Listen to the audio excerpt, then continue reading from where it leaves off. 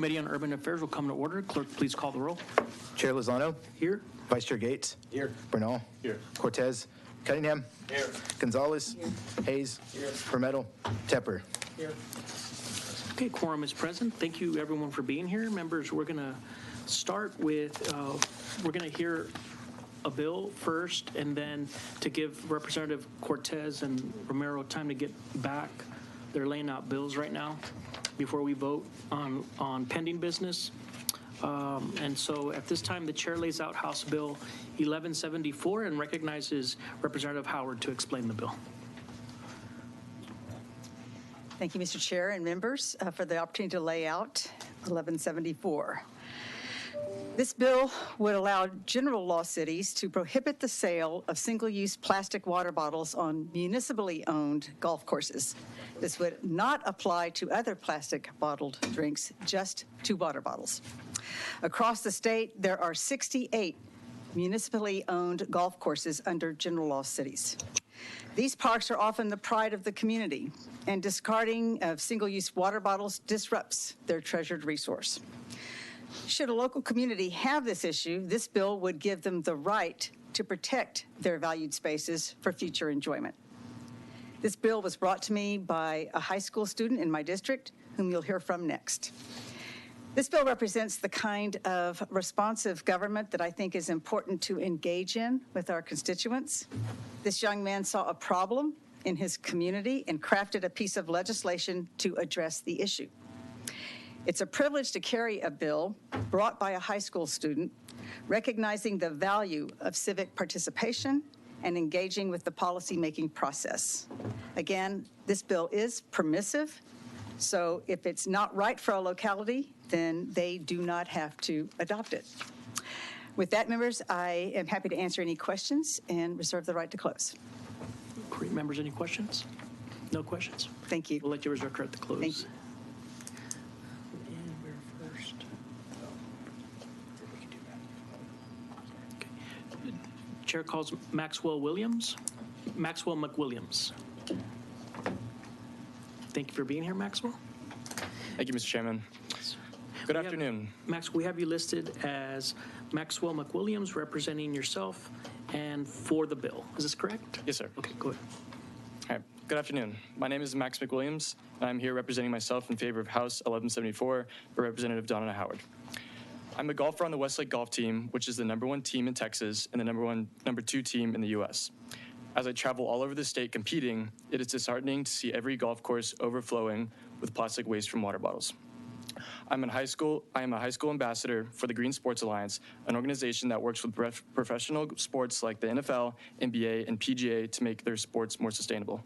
Through my work with them, I developed a program to make the Westlake Golf Team more sustainable, which included converting our plastic water bottles to aluminum bottles. After having success with my team, I decided to try to make a change statewide with this bill. When the Texas session started in January, my state representative, Donna Howard, was kind enough to meet with me to discuss passing a bill to ban the sale of single-use plastic water bottles at municipal golf courses. Under this bill, golf courses could still be able to sell other types of drinks in plastic bottles, just not water, since it's readily available at municipal golf courses. Given the importance of golf courses to green space in Texas, I think it is crucial for courses to take measures to lessen their impact on the environment. As you know, plastic waste is a significant problem globally, with millions of plastic bottles filling up in landfills or polluting our oceans every year. These bottles can take hundreds of years to decompose, and they launch dangerous chemical compounds into the environment. Golf has a responsibility to take a leadership role in environmental sustainability. With the growing difficulty over plastic waste and its effect on the environment, it is crucial that golf courses take measures to lessen their environmental footprint. On a hot day in Texas, a single player can consume several bottles of single-use water bottles during a round of golf. Multiplying that number by the players on a course in a day, the amount of plastic waste generated is astounding. Municipal golf courses in Texas make up only 17% of the 800 courses in Texas. These courses have plentiful access to municipal water sources and can lead the effort to keep these courses free of single-use plastic waste. I hope you will support this bill, and I look forward to answering any questions. Thank you, Maxwell. I've got one question. Can you share with us any of the research you did on the negative impacts that plastic water bottles have? Yes. So Not only is plastic bad for the environment, but people overlook the fact that it also wastes water. It actually takes twice as much water to create plastic water bottle than the amount of water it takes than the water in the bottle. 50% of plastic is created only for single use that cannot be recycled.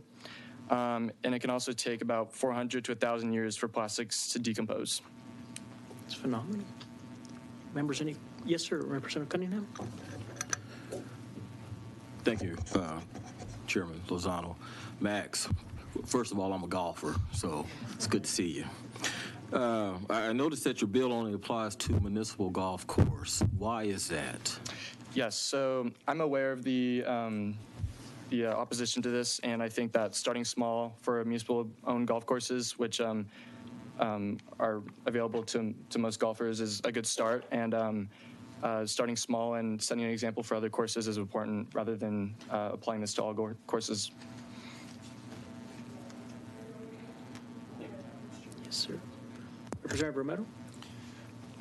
How old are you, Max? I'm 17. You're 17. What's your handicap? I don't keep a handicap, but during tournaments, I usually shoot around par. So. Around par. Okay. Yes, sir. Don't you know you have to be a scratch golfer in order to come before the House? I was not aware. So what's your goal? Your goal is to, if folks don't use plastic water bottles, maybe they bring a bottle, and since there's water available at most municipal golf courses, they'll fill their bottle? Yes, sir. So either that or replacing the single-use plastic into single-use aluminum, because aluminum is infinitely recyclable. We do that for our golf tournaments, and for our golf team, we take advantage of aluminum bottles. And cost-wise, they're about the same. And in terms of availability and convenience, they're about the same in my opinion. So that's what the change would be.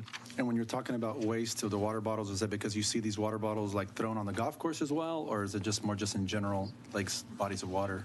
Yes, sir. So I've seen them in bodies of water on courses. I've seen them, the trashes aren't cleaned up a lot, so they're overflowing and they're blowing away.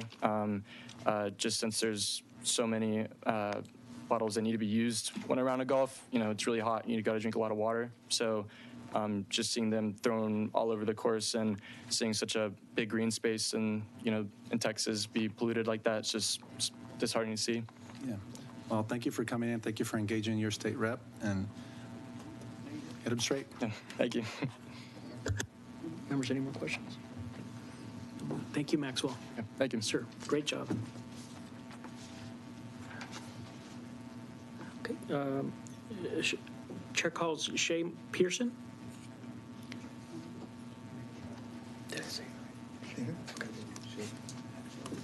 Thank you for being here, Shay. If you could, we have you listed as Shay Pearson, representing Texas Chemistry Council against the bill. Is that correct?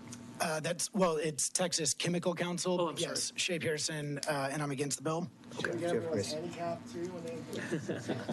to change it? Okay. I would not want to play the young gentleman that was at the microphone in golf. I can assure you on that. So, Before we have the, okay, before we continue, can we change it to the Chemical Council? Texas yes, I Chemical thought that's what I had entered. I apologize. Okay, that's okay. That's okay. Okay, go ahead, sir. Great.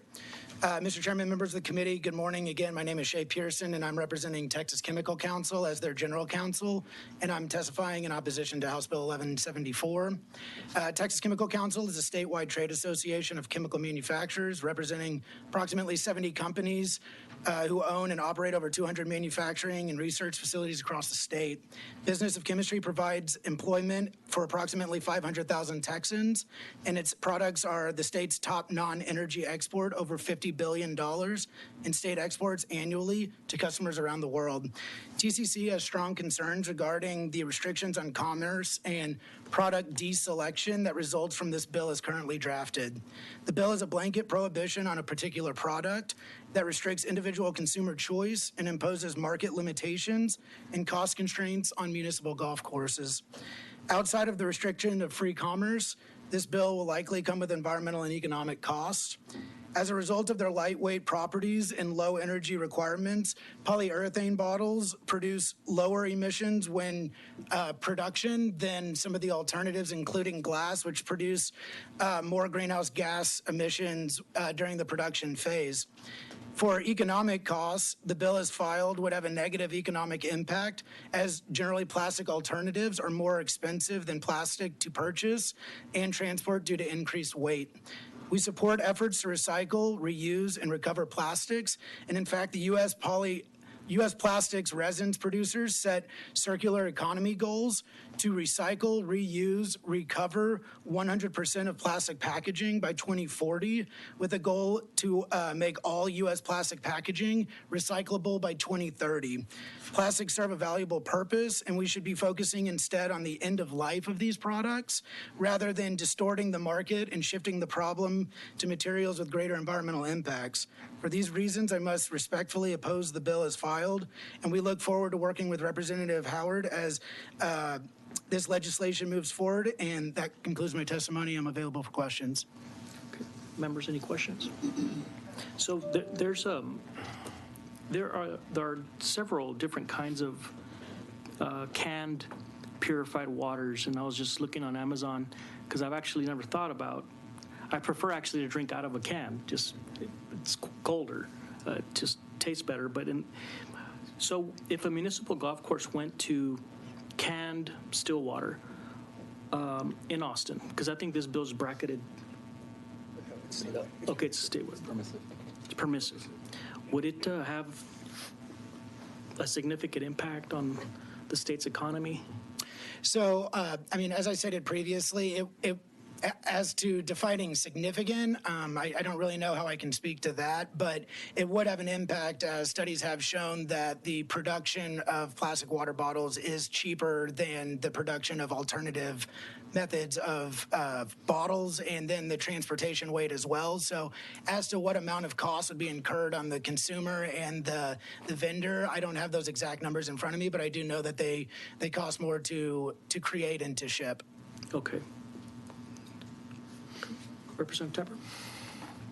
You know, I'm not one of these against fossil fuels or petroleum-based products like our plastics, but I will tell you that I've been out in the wilderness, where no bear has tread, nonetheless man, and there's always a bottle cap somewhere. It's the most amazing thing. And I'm just curious, is your industry getting any closer to designing these plastic bags and bottles that will break down better? Has there been any advances in that? You know, I can't speak to the exact advances that have been made, but I can honestly stand before this committee and say that I'm proud to represent the member companies of the Chemical Council, because their efforts make our daily lives better on so many fronts, and they are at the forefront of developing new technologies that are actually pushing us towards a greener Texas. So, you know, I can't tell you whether, you know, we're right on the precipice of being able to have that, but I can tell you that our folks are working tirelessly to make sure that the products that y'all enjoy in your daily lives are as green and as good as they can possibly be. And, you know, I'm proud to represent them. I would just stress to send a message back that it would be really, I think there's a lot of interest from all political divides to find a solution to having these products be able to break down better. I absolutely will pass that on to our members, and I do know that, you know, again, we're working to make our products as user-friendly and as accessible and as environmentally friendly and conscious as possible, because that's what drives our member companies. Our member company employees are members of their community, and they care about their communities. But I would also say that just re-emphasize the point that I made previously about focusing on the end life of these products and having recycling to where those products can then be full cycle and be reused and regenerated and have that lower cost of manufacturing, so that way the consumer can enjoy a lower cost product and then have it reused time and time again. All right, thank you. Absolutely. Representative Bernal?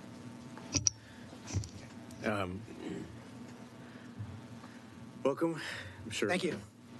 Max is getting a good education in how this all works or doesn't. The bill is permissive, though, right? The bill itself is not a ban. The bill says to municipal golf, with regard to municipal golf courses, that the political subdivision can, right? That's correct. So were it to pass, the next day everything would essentially be the same. It's just that individual communities could decide whether or not they want to do this, at which point you could go there and sort of make your case there, but there's no mandate here. And in fact, that's true, right? There's no mandate, right? It is a permissive prohibition. Right. So once it happens, the municipalities or political subdivision can do it themselves, first of all. Second, the bill only applies to municipal golf courses, right? Correct? So these would be golf courses that are run by and operated by the same group that would be voting whether or not to do something different with the bottles otherwise, right? Yeah, I mean, it's a municipal course by municipal course determination. I guess what I'm saying is, like, putting aside the industry piece, what's wrong with, I didn't know they couldn't. What's wrong with letting a municipality manage and govern the golf courses that they operate the way they want? I think it goes back to, we just have strong concerns about the singling out of a particular product when I don't feel as though it's attacking the root issue of reuse and recycling and plastics as a whole. You've got plastics in golf balls, you have plastics in tees, you have plastics in other bottles, and I think we are concerned as an industry of kind of this targeted deselection approach of water bottles. Would you be more comfortable if the bill was expanded to all consumable liquid products in all plastics? Absolutely not. I view that as still kind of a product targeting of plastic water bottles just on a larger scale. But then it's not the sort of deselection of an individual product. It's really an issue with the way that product is transported and carried, right? Well, so How would solve that problem, though? I think it's an economic and an environmental cost because although, right now I think there are being efforts made to increase recycling efforts and awareness and have those products be able to be reused, but I think that there's also a consideration to be made for alternatives to plastic water bottles, such as aluminum and glass, that on the front end of production, there's no guarantee that glass is going to be reused. There's no guarantee that aluminum is going to be reused. So those same types of products can still end up on your golf courses and everything else, which is why this seems kind of a targeted approach towards one individual product. And you're also needing to account for the increased emissions that occur in the creation of those alternatives to plastic versus plastic. So that's why I tried to point out to the economic and environmental impacts of the bill as filed. Okay. I appreciate your time. Absolutely. Thank you, sir. Thank you, Chair. Thank you.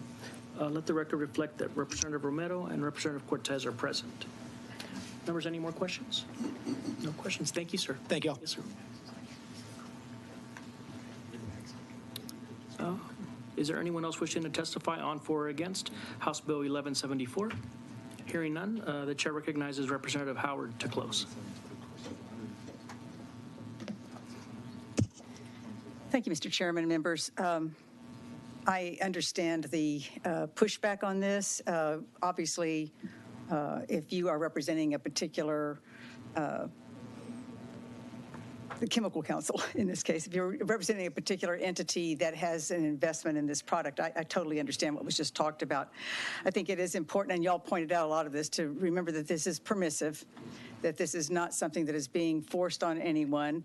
I do appreciate the fact that you should be doing some dynamic analysis of the impacts of products when you're talking about this. But if I heard correctly, I think that it was suggested that that the goal for a recycling goal for plastic products to be more recyclable is by 2030, which of course could give this local municipality the option to reintroduce plastic bottles if they became as recyclable as some of the other products. Anyway, I think that this is a pretty simple idea, and I do appreciate Max's bringing this to our attention and looking to his future and ensuring that, that we take the appropriate actions to achieve the goals that we wish to accomplish, and I think he laid it out quite well. So I would just appreciate your favorable consideration. I'm happy to try to answer any other questions, and otherwise I close. Yes, ma'am. Representative Hayes? Yeah, where is Max going to go to college? You'll have to ask Max that. I don't know, but probably wherever he wants to. Tech has a great golf. University of Michigan. Texas Tech is not accredited. Everybody's going to be fighting over him now. Let's go, man. Sure. I couldn't help but do a little math, and I don't know, I'm sure Max has already done it. So he said like 17% of courses are public. I Googled, it's 907 total courses in Texas. 154 of those if it's 17%. And there's an average, it depends on which, if there's a good day or a bad day. Let's say it was 150 rounds a day, that'd be 23,000 rounds a day. So if 20% of those people got 2 water bottles a day, that would be 1.686 million bottles in a year. It's a lot. That's a lot of water bottles. I will remind you, though, too, that there's 68 municipally owned golf courses under general law, because we do differentiate. But of course, home rule already has the ability to make this decision if they so choose. So, to your point and to your numbers. So to Representative Bernal's question, is this not something that if you wanted to do it in Austin on Austin municipal golf courses that they could choose to, for their own supplier, to just say we choose not to have plastic water bottles, we prefer aluminum containers in their water bottles? Could the city of Austin not do that? The city of Austin could do that, yes. They could do that now. Yes. Okay. This is allowing the general law communities to have the same opportunity if they so choose. Okay. All right. Thank you. Members, any more questions? Thank you, Representative Howard. Thank you, members. I close. And thank you, Maxwell. Great job. Okay, with that, the chair will withdraw House Bill 1174 and leave it pending at this time. Okay. Members, we're going to shift to pending business since we have everyone here.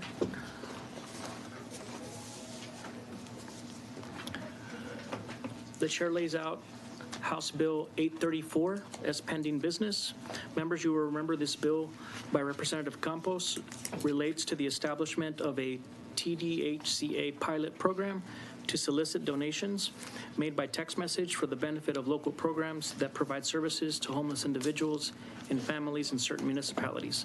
The chair offers up a committee substitute to House Bill 834. Is there any objection to the adoption of the committee substitute? Hearing none, the committee substitute is adopted. The chair moves that House Bill 834 as substituted be reported to the full House with a recommendation that it do pass and be printed. The clerk will call the roll. Chair Lozano, Aye. Vice Chair. Oh. Oh, yes, sir. We've shifted to pending business. We have a copy of the committee, so we can just withdraw this. We're okay. Just withdraw it. Okay, let's just withdraw it. Okay. There's no committee set up. There should be.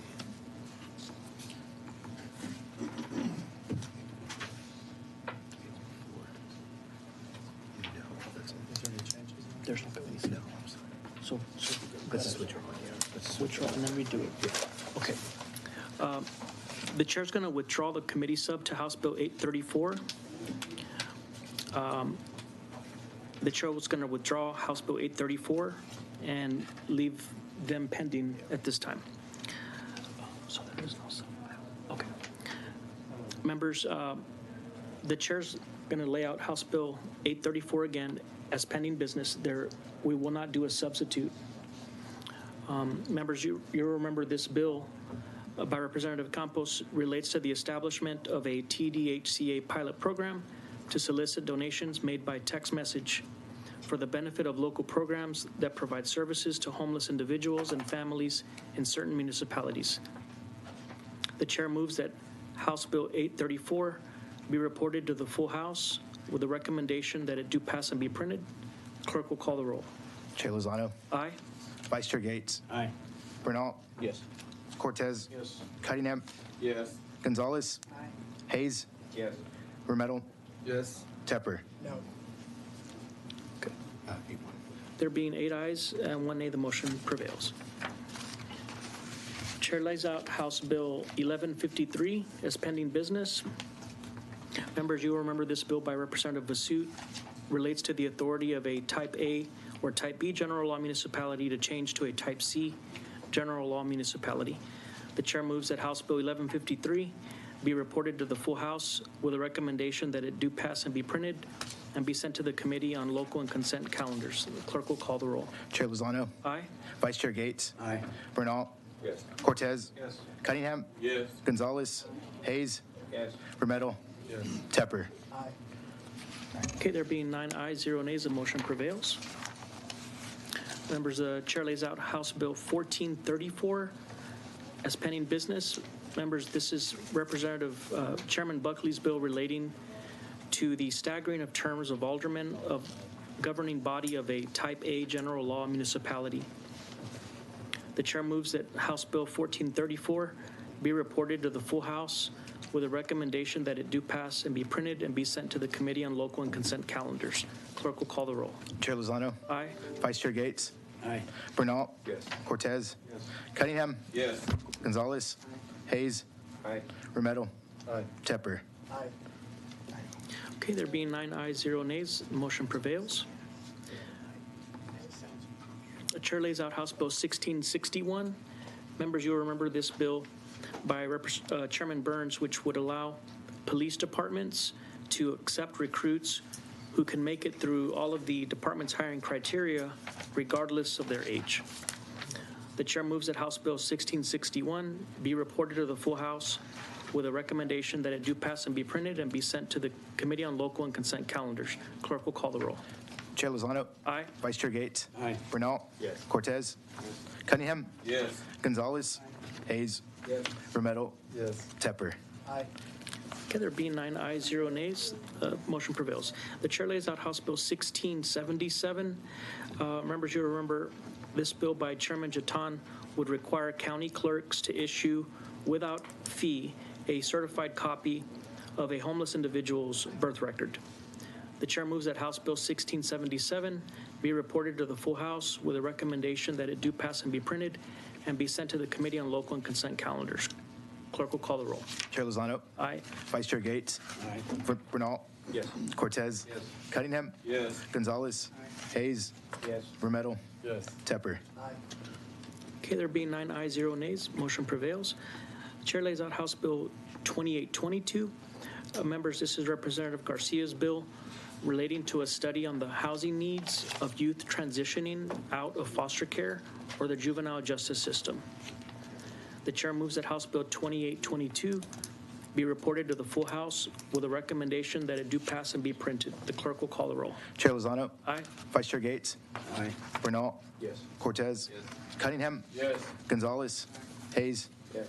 Remetto. Yes. Tepper. Okay, there being 9 ayes, 0 nays, motion prevails.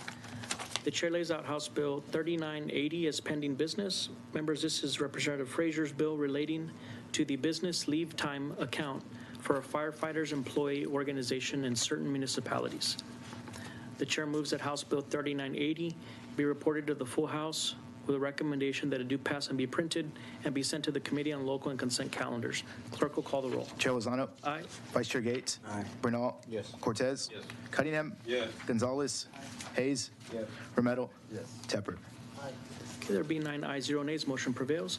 The chair lays out House Bill 4227 as pending business. Members, you remember this is Chairman Goldman's bill relating to the repeal of a municipal civil service system for firefighters and police officers in certain municipalities.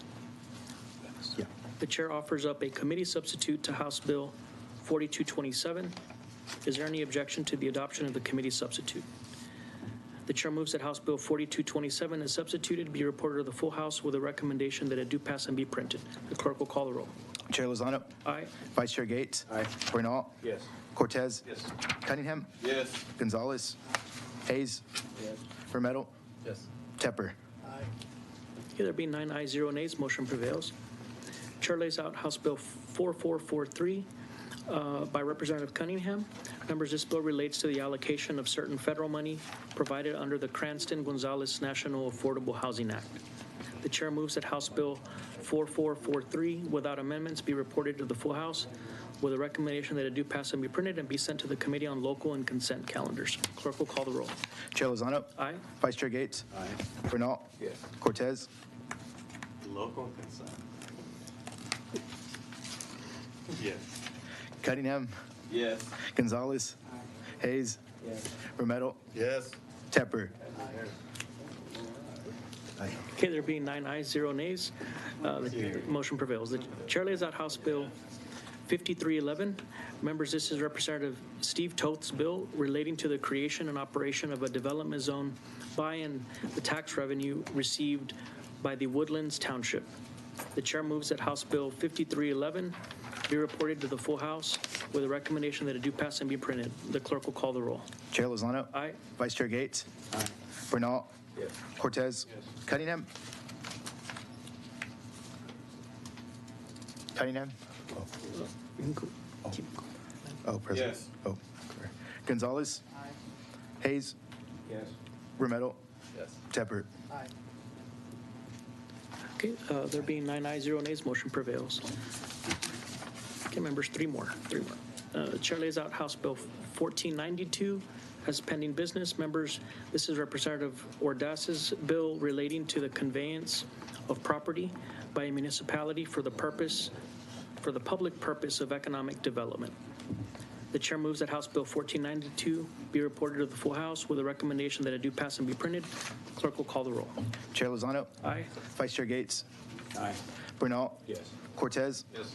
Cunningham. Yes. Gonzalez. Hayes. Aye. Romero. Yes. Tepper. Okay, there being 9 ayes, 0 nays, motion prevails. Chair lays out House Bill 238 as pending business. Members, the chair offers up a committee substitute to House Bill 428. It's 238? Yes. What number?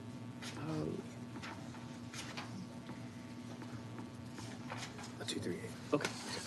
Sorry, members, let me back up. The chair lays out House Bill 238 as pending business. The chair offers up a committee substitute to House Bill 238. Is there any objection to the adoption of the committee substitute? Hearing none, the substitute is adopted. Members, you remember this bill by Representative Bernal relating to migrant labor housing facilities. The chair recognizes Representative Bernal to explain the committee substitute. Thank you, Chair. The committee sub essentially narrows the scope of the bill to focus on imminent harm and danger and sanitation. Originally, the Farm Bureau was a no, and we narrowed it, so now they're on the bill.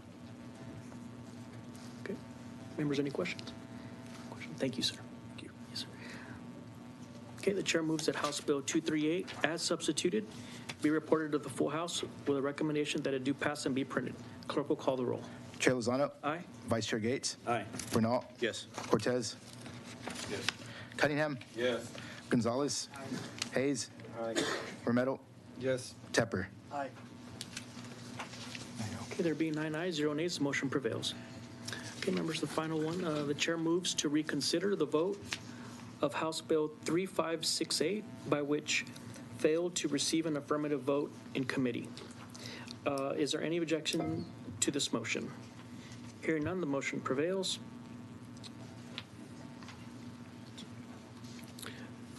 The chair moves that House Bill 3568, as previously substituted, be reported to the full House with a recommendation that it do pass and be printed.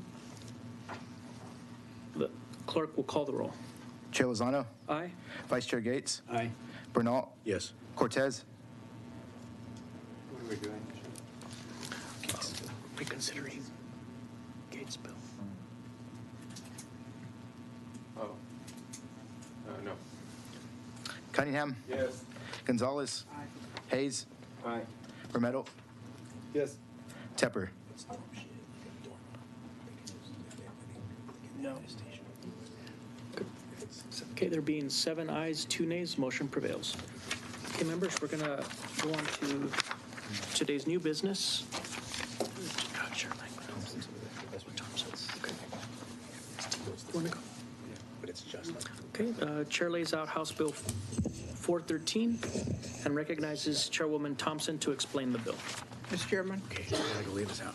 may I present the bill from this position? Thank you. This bill is about accountability. If we expect Texans to be held accountable and not slip through the cracks, then we should expect the same of police officers. This bill requires that a clear, progressive disciplinary matrix be implemented in every law enforcement agency. If an officer appeals a disciplinary action, the hearing officer must presume that the action taken under the matrix is reasonable. This is not a one-size-fits-all solution.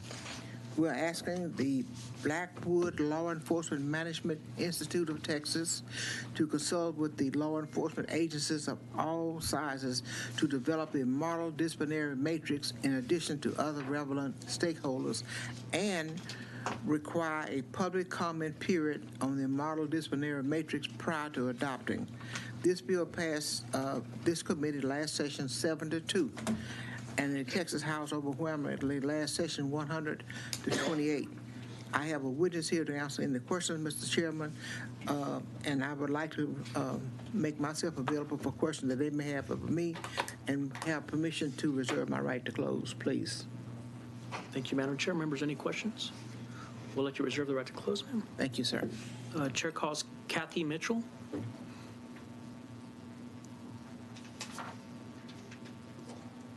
Thank you for being here, Ms. Mitchell. We have you listed as Kathy Mitchell, representing Just Liberty and for the bill. Is this correct? Correct. Thank you, ma'am.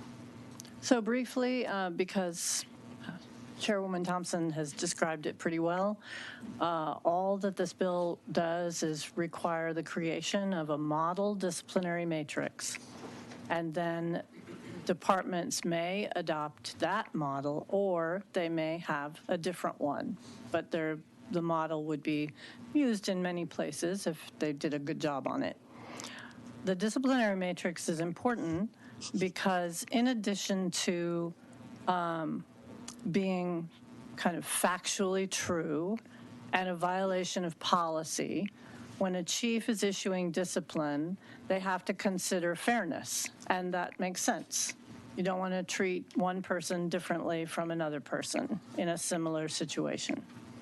And all that the disciplinary matrix is designed to do is give that chief kind of a checklist, a way of looking at how to address that issue so that when he does it, it's fair.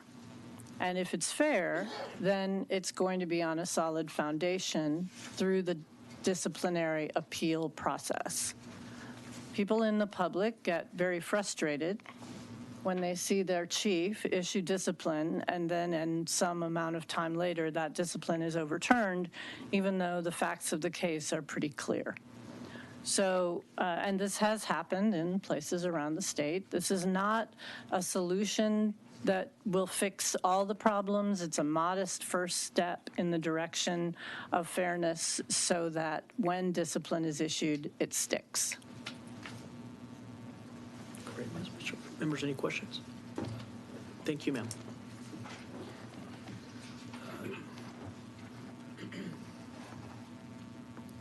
Chair calls Thomas Villarreal.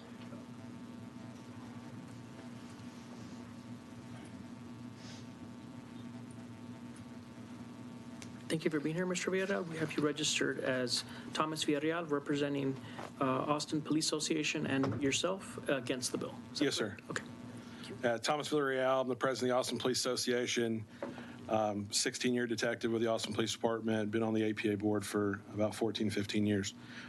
Represent just under 1,500 cops that are still working at the Austin Police Department. Actually came and testified to this committee, I believe last week, on a different bill. Appreciate y'all's time today. I'm testifying against the bill as written. Obviously, when officers are, when officers are investigated for, potential misconduct, there are times when discipline is overturned by third-party arbitrators, and oftentimes that comes because either mistakes were made by the city in a case or, to what Ms. Mitchell kind of alluded to, something wasn't fair about the discipline rendered. The APA and myself are against this bill. We see it as a potential attack on due process rights for officers, for working class officers who are under a tremendous amount of scrutiny and stress in the current kind of political climate, especially here in Austin. Specifically, there's language in this bill that dives down into 143-300s that affect meet and confer for the 1,500 cops that I represent.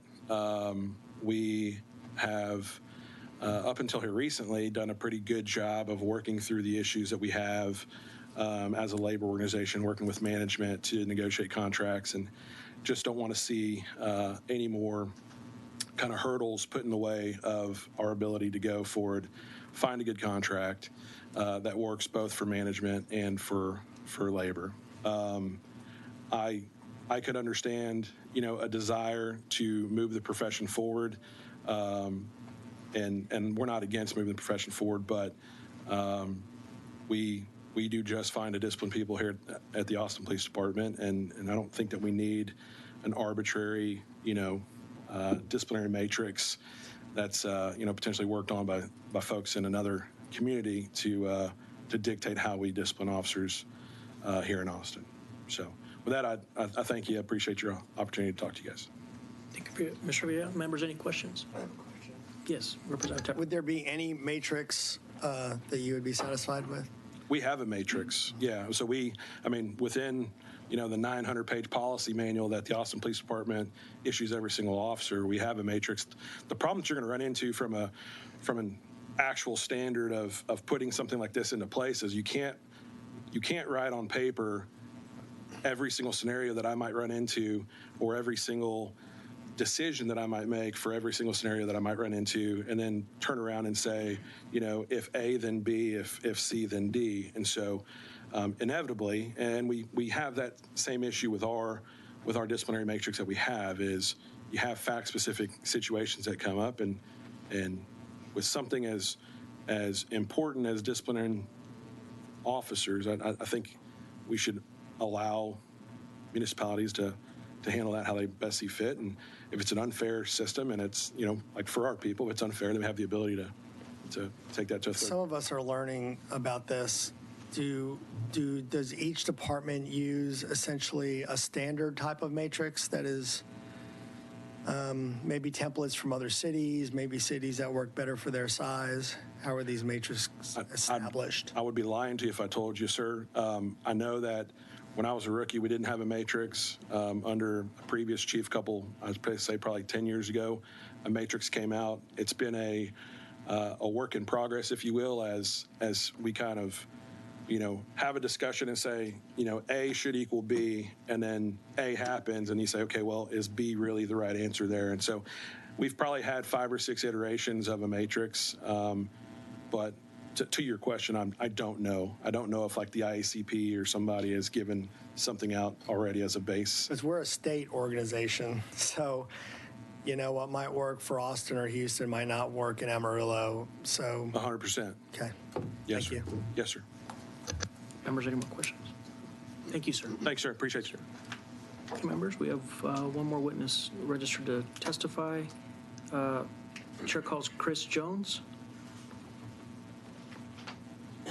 Thank you for being here, Mr. Jones. We have you listed as Chris Jones, representing the Director of CLEAT Support Services, representing CLEAT against the bill. Is that correct? Yes, Mr. Chairman, thank you. Thank you. My name is Chris Jones. I'm here speaking for CLEAT today. Little history is, since some of you are still learning how this works with law enforcement discipline and civil service and those kinds of things. We have a wide range in this state. A lot of the smaller departments are at-will departments, and they pretty much do what they want to do. The 70 or 80 cities that have adopted civil service go under the provisions of 143. But what we found, because there is no cookie cutter method to how to do this, is that local cities wanted to enact changes to civil service that best fit their needs. And what we saw was hundreds of bills each session trying to amend civil service. Back in the 80s and 90s, there were literally 100 bills filed to amend civil service here on the state level. Somebody had a brilliant idea, and I'm happy to be part of that, was that we created what's called Meet and Confer. And also back in the 70s, they created what was called collective bargaining for police and fire. And those two provisions allowed cities to adopt. And what's brilliant about Meet and Confer is it doesn't mandate anything on either side. So the cities were able to decide whether they wanted to make changes locally. They get with their local union or association. If they work out those changes, they enter into an agreement, and they are able to make those changes. And what has happened over the years is now you have Meet and Confer agreements, collective bargaining agreements in effect that has created systems in place in all these local governments. It goes back to true local control. And so this bill, the problem we have with it, it's not that we don't want to be fair, and it's not that we don't want better accountability, but this bill specifically prohibits those municipalities to adopt provisions that delineate differently than what the bill spells out. And so if you have a contract in Temple, Texas, and it's different than what civil service allows, they have to follow the provisions of this bill. And we think that kind of intrudes on the process that has enabled this Meet and Confer and agreement to work together to come out with the best solution locally, and that's why we're against this. Members, any questions? Thank you so much. Thank you. Is there anyone else wishing to testify on for or against House Bill 413? Hearing none, the chair recognizes Chairwoman Thompson to close. Representative Tappan, this is a bill about accountability. Let me give you a scenario. Suppose there's a police officer in Houston who has a habit of using excessive force, and this goes on the record, and it gets erased. They decide to move to Lubbock, and they want to join your police force. You hire them. Next thing you know, that you're having the same problem. If the record of that person's use of excessive force in Houston had been documented, you could have made a decision whether or not that you wanted to assume the liability of hiring that person or not.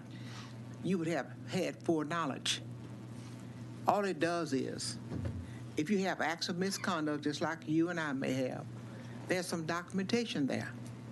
And it gives you an opportunity to make a decision on whether or not that you want to make that decision of hiring that person. This is one of the reasons why we want a matrix. I think it's a good thing because it gives us an opportunity to be able to look at the good record of the good police officers we have. And we're not picking on anybody. We're just talking about accountability, and we've been talking about transparency and accountability for a significantly long period of time, many years now. And we always say that everybody should be held accountable, so this is another area we're talking about as well. This bill passed this committee last session, 7-2. We passed the House by a significant margin of about 111 people. And they saw the need of accountability. That's all we're asking for. If I want to hire you and you have a bad record coming from another city, then I'm assuming the liability. At least I know what I'm hiring. So if there are any questions, Mr. Chairman, me, I'm here to answer them. If not, then I'd like to say I closed. Okay. Members, any questions?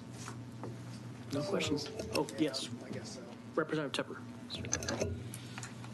So would this be information that's available online? And it's a little serendipitous this came up because I was visiting with a sheriff who said he was aware of the issues with some law enforcement officers that got highlighted because of the Uvalde shooting.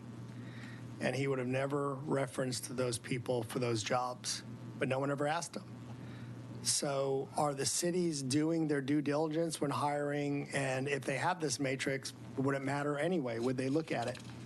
Well, at least it gives you some information, and it's your and the final analysis, the determination is whether or not that you looking at the record yourself in totality, and seeing what you're about to hire. And if you still do it, at least you had some information in which you could confer. I have to be honest, I don't even know what this is. Is this a record that's a state, the police record becomes a state record? It becomes a record with that department, and it follows that person. If they come to your apartment in Lubbock, Texas, and want to hire that person, you may want to look and say, what kind of person is this person? You know, oh, he got a family of 4 kids. His wife is a teacher. He does this, he does that. Oh, I see he has several disciplinary actions on excessive force while he was there.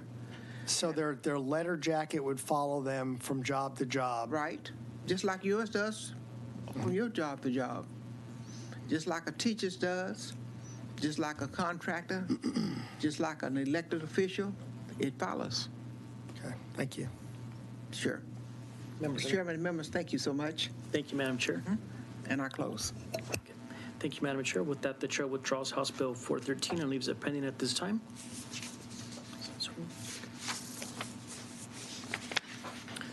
The Chair lays out House Bill 2996 and recognizes Representative Zwiener to explain the bill.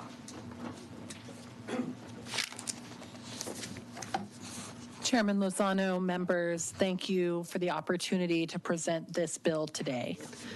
House Bill 2996 seeks to make sure that survivors of domestic violence and youth aging out of foster care are able to successfully transition into housing. Representative, let me just lay out the Chair lays out the complete committee substitute. Yes. Go ahead. So members, this committee substitute, what it does is it adds an exception into existing law. In 2015, the Texas legislature passed law preempting cities from putting ordinances into place that prevented apartment complexes or other housing from turning people away based on their source of income. In 2015, though, saw the wisdom of putting some exceptions into that law, specifically for military veterans. What my bill seeks to do is expand those exemptions to include youth aging out of foster care up until age 26, and survivors of domestic violence. And that's because these are groups who, like military veterans, often struggle with getting access to housing. While Section 8 vouchers are frequently discussed as the source of income that landlords may or may not want to consider taking, this also could include support from nonprofits that are trying to help folks get back on their feet. Studies show that domestic violence staff and survivors report that housing is one of their biggest unmet needs and one of their biggest barriers to being able to leave an abusive relationship. And in addition, our foster care youth often struggle with finding housing immediately after aging out of the system. So I would like to ask for your favorable consideration of this bill, and I believe there are a few witnesses signed up. Okay, members, any questions? Okay, no questions. We'll let you reserve.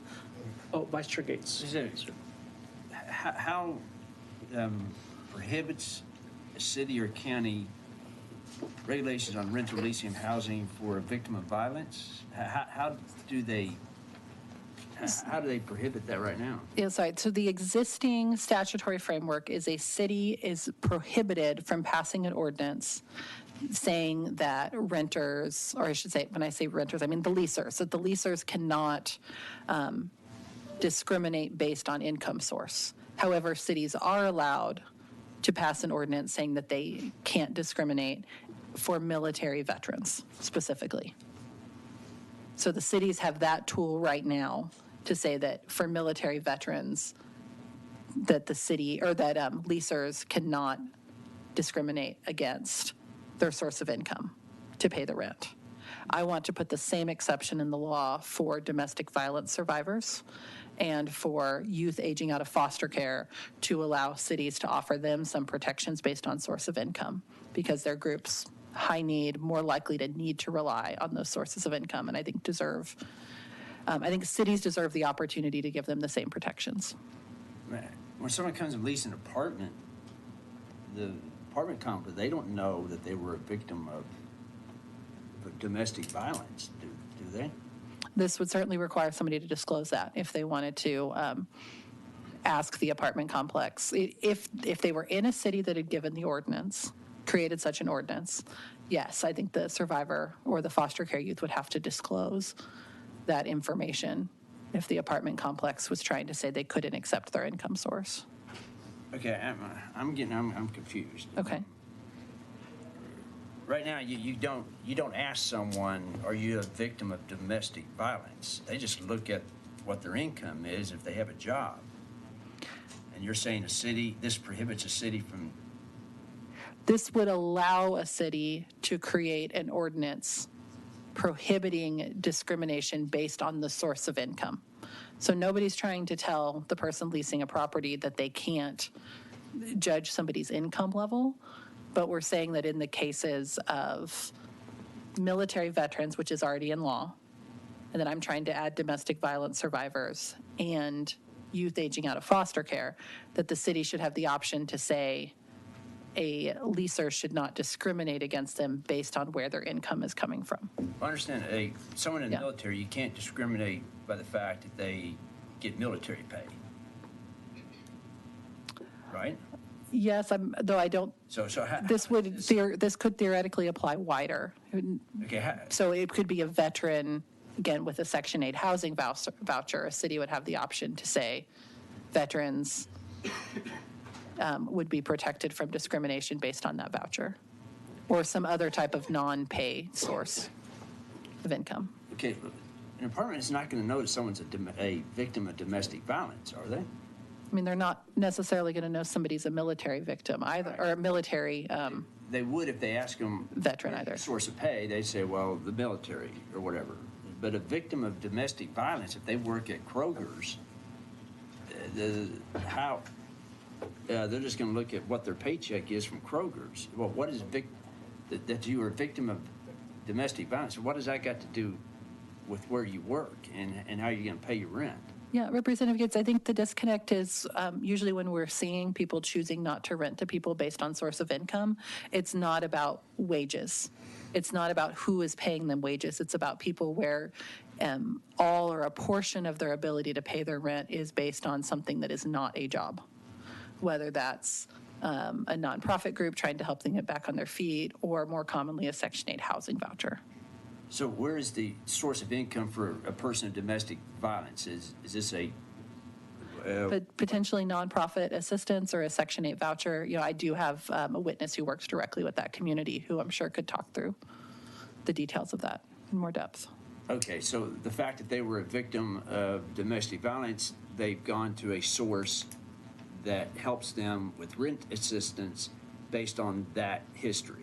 Yes, and in fact, the definition we're using in this bill is tied to the services provided through the state of Texas to family violence survivors. Okay. Okay, let me see the witnesses then. Thanks. Okay. Members, any more questions? Thank you, Representative. We'll let you reserve the right to close. Thank you, Chairman. Yes, ma'am. Let's do this. Chair calls Melissa Rodriguez. Thank you for being here, Ms. Rodriguez. We have you registered as Melissa Rodriguez with the Hayes Caldwell Women's Shelter, testifying in favor of House Bill 2996. Is that correct? That's correct. Thank you. Yes. Go ahead. And I'm happy to answer any follow-up questions. I do have a few remarks. Good afternoon. My name is Melissa Rodriguez, and I'm the Chief Executive Officer with the Hayes Caldwell Women's Center, serving Hayes and Caldwell counties. I have served victims of family violence, dating violence, sexual assault, and child abuse at HCWC for over 21 years. I'm here today to represent the victim's perspective in support of this bill. Domestic violence is the leading cause of homelessness for women and their children, according to the National Network to End Domestic Violence. Many victims face homelessness when they flee abusive homes. Abusers commonly sabotage a victim's economic stability, making victims more vulnerable to homelessness.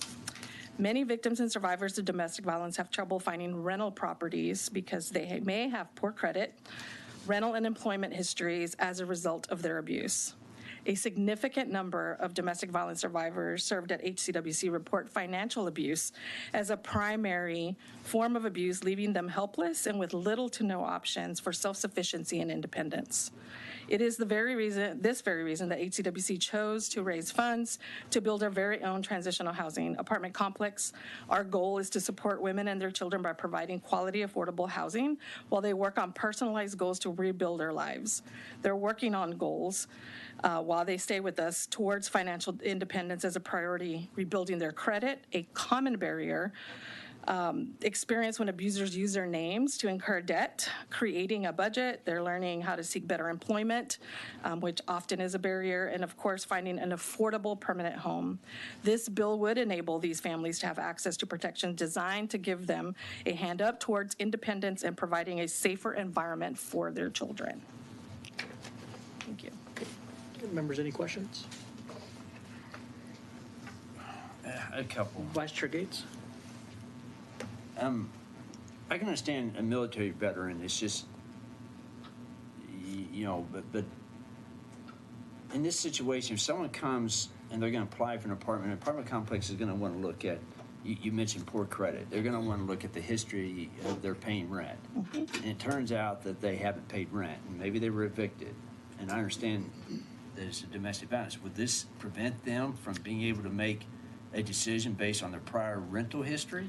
This would support them in understanding why that is. It gives context around the issue.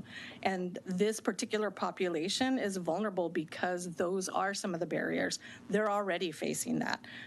We just opened our apartment complex, and most of the victims that we're serving there have that as an issue that they're working on, whether it's poor credit or low-waged finances. They're not able to leave their abusers, and so they haven't been able to attain better employment to give them the opportunity to afford better housing.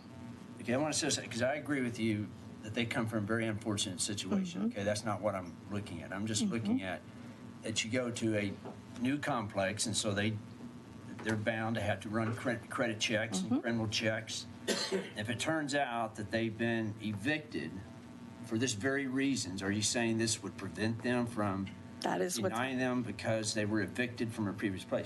And if it turns out that their former apartment had a number of calls from police and so forth to that apartment, you're saying that this new apartment complex can't take that into an account? What we're saying is that it shouldn't be the reason why they can't access housing for themselves and their children. But would this prevent them from taking that into an account to make a decision whether they want to rent to this person? You're saying they would? This gives them an exemption to be able to take that into accommodation and make that accommodation and understanding what the context is behind. Right now, what's happening, just to give you a picture of like what currently happens to these survivors when they try to leave and they try to get access to housing. They're not always able to get that. Section 8 is number one. If they were exposed to either having their credit stolen from them, in a sense, by their abuser, they may not be able to qualify for some of that public housing. And then there's also the criminal aspect to it, which sometimes also prevents them from being able to access this kind of housing. And they're the very ones who need it the most. I mean, I just see you put an apartment owner in a difficult situation because they have duties to the other residents. Because if you allow someone in with a criminal history and then something happens because of that, then they're going to be liable for the, whatever criminal history, whatever criminal acts that person or that, creates. And, a lot of, the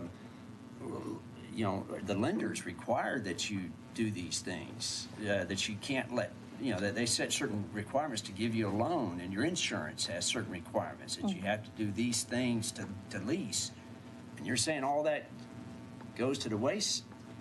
No, what I'm saying is that it gives them the ability to be able to relocate and start their lives over. Sometimes that person's no longer a danger, right? But that history carries with them. Right. They may not even be in the same community. We serve a lot of folks who relocate to our community where they left their abuser somewhere else, but that history came with them. And so now they don't have access to be able to attain their own affordable housing because of something that happened in their past. So regardless of whether someone could or couldn't be dangerous in the apartment, those are two different things. Yeah. Members, any more questions? Thank you, ma'am. Thank you. Chair calls Aaron Hahn.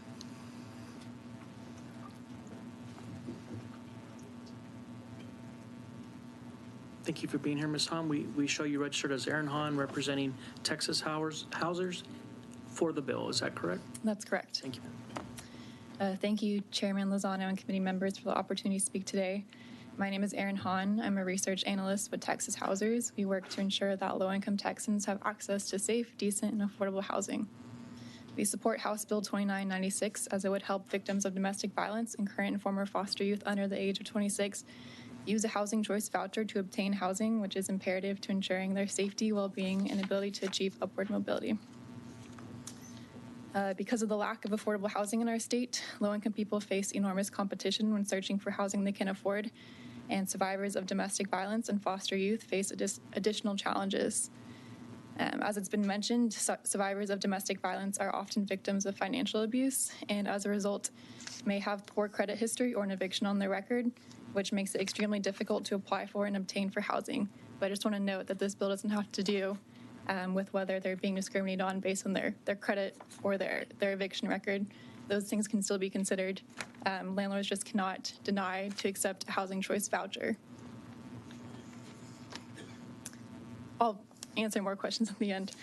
But foster youth often do not have a support network that could help them find and secure housing. And 1 in 4 of America's foster youth are homeless within 4 years of leaving foster care. Housing choice vouchers are one of the most effective tools for helping low-income people obtain housing in the private market. However, voucher recipients face significant challenges when looking for a rental property when they can use their voucher, and many landlords refuse to accept vouchers as a form of payment. According to a survey of apartments across 4 counties in Texas, only 7% of landlords reported being willing to accept vouchers. In Austin, 1 in 3 voucher recipients do not find a landlord who will accept it before it expires. In San Antonio, where I am a constituent, 1 in 2 fails to find a landlord in time. Voucher holders are often discriminated against because of misconceptions, including the inaccurate belief that they bring crime to properties or that they lower property values. These myths harm low-income people who desperately need affordable housing and who often have no avenue to obtain it aside from using their voucher. And when a voucher recipient fails to find a landlord who is willing to accept their voucher in the time allowed, they are forced to forfeit their voucher and re-enter the waiting list, which is years long in most Texas cities. For many low-income families, losing their voucher may lead to homelessness. It's important to understand that this bill is not a blanket requirement for landlords to accept housing choice vouchers. Rather, this bill allows local governments to opt in to protecting domestic violence survivors and current and former foster youth against source of income discrimination. Domestic violence survivors should not have any unnecessary obstacles in their way to acquiring new stable housing, and removing barriers to housing for current and former foster youth will help them achieve the foundation they need for future success. Ensuring source of income protection for victims of domestic violence and current and former foster youth would help some of Texas' most vulnerable residents access housing that may otherwise be unaffordable and inaccessible to them, and help protect them against the lasting negative impacts of housing stability and homelessness. Thank you for your time and consideration. Members, any questions? Vice Chair Gates? So, okay, I'm understanding a little bit better. You can still base a decision on criminal history, credit risk. You're Yeah, just saying you can't, if the fact that they walk up the housing choice voucher. Yeah, a landlord would not be able to refuse a tenant simply on the base of their source of income being a housing choice voucher for these 2 subpopulations, victims of domestic violence and current and former foster youth under the age of 26. Currently, right now, throughout the entire state of Texas, you can decide if you want to take any kind of voucher program, whether it's the local housing authority or whatever. You can say, no, we don't take that right now. There is state law that prohibits local governments from passing blanket source of income protections, but there is a carve-out for veterans, and so this bill would increase the carve-out to include victims of domestic violence and current and former foster youth under 26 in addition to veterans. Well, all these programs that we have in the state of Texas, for affordable housing and through the Texas Department of Housing, don't they have to take housing vouchers, or can they also not do it, discriminate? Are you asking if properties who receive subsidies? I'm just wondering, is and- there a way, instead of making it so broad that everyone, there is a lot of, any type of program that takes any kind of government assistance to create their property, is there a way to just limit it to that? Because like PFCs is a good example. Why not make them all have to take this program because they're getting a benefit in some way? And a tax credit type property, can they discriminate? Why not at least force them to have to take a house voucher? Isn't there a pool that we could start with instead of just the entire state of Texas? It's my understanding that light tech properties, any properties that receive subsidies from the federal government, do have to accept housing choice vouchers. Where I'm from in San Antonio, I believe properties that receive city subsidies also have to accept housing choice vouchers. So I believe it's common for subsidized housing to have to take housing choice vouchers. But you say that this is too big to expand it for across the state of Texas, but it's already state law that local governments can opt in to protecting veterans from source of income. Right. So this would expand that. Okay. Members, any more questions? No, thank you so much. Thank you. Chair calls David Mintz. Thank you for being here, Mr. Mintz. We have you registered as David Mintz, VP Government Affairs of the Texas Department Association, representing the Texas Department Association against the bill. Is that correct? Correct. Yes. My name is David Mintz. I'm the Vice President of Government Affairs for the Texas Department Association, and respectfully here in opposition to House Bill 2996. As you heard in previous testimony, we certainly understand the financial difficulties that are often facing people who have suffered from domestic violence, and how hard it can be for someone to find housing in those situations. And in fact, in the 2003 legislative session, we worked very closely with the Texas Council on Family Violence to help provide for lease termination in certain domestic violence cases so that people in those situations did not have credit issues chasing them necessarily because they were stuck in a lease. And have subsequently worked in several other sessions to revise the legislation to help in those situations. At the same time, we know that in cases where people rely on housing choice vouchers or in Section 8 to provide for their housing, that the program is an incredibly important tool for them to be able to afford housing. However, the Section 8 program was designed at its core to be a voluntary program, that housing providers should be able to opt in to whether or not they want to participate in Section 8. There are exceptions, as you heard in prior testimony, if someone is in the housing tax credit program or other affordable housing programs where as a condition of participating in that they have to accept housing choice vouchers, and we agree with that philosophically, that if someone is accepting a benefit as part of a program, that it makes sense that if a program requirement says they should accept vouchers, that they should. But for conventional property owners, because of the bureaucratic nature of the program and the ties that go along with it, we believe that it should remain their option whether or not to participate in the program. I'll be happy to answer any questions that you have. Members, any questions? Thank you so much. Thank you. Is there anyone else wishing to? Oh, members, we do have a resource witness. Okay, we're gonna. He's with the. He's with the TDHCA. We have a resource witness, members from the TDHCA, that is going to get registered and take some questions.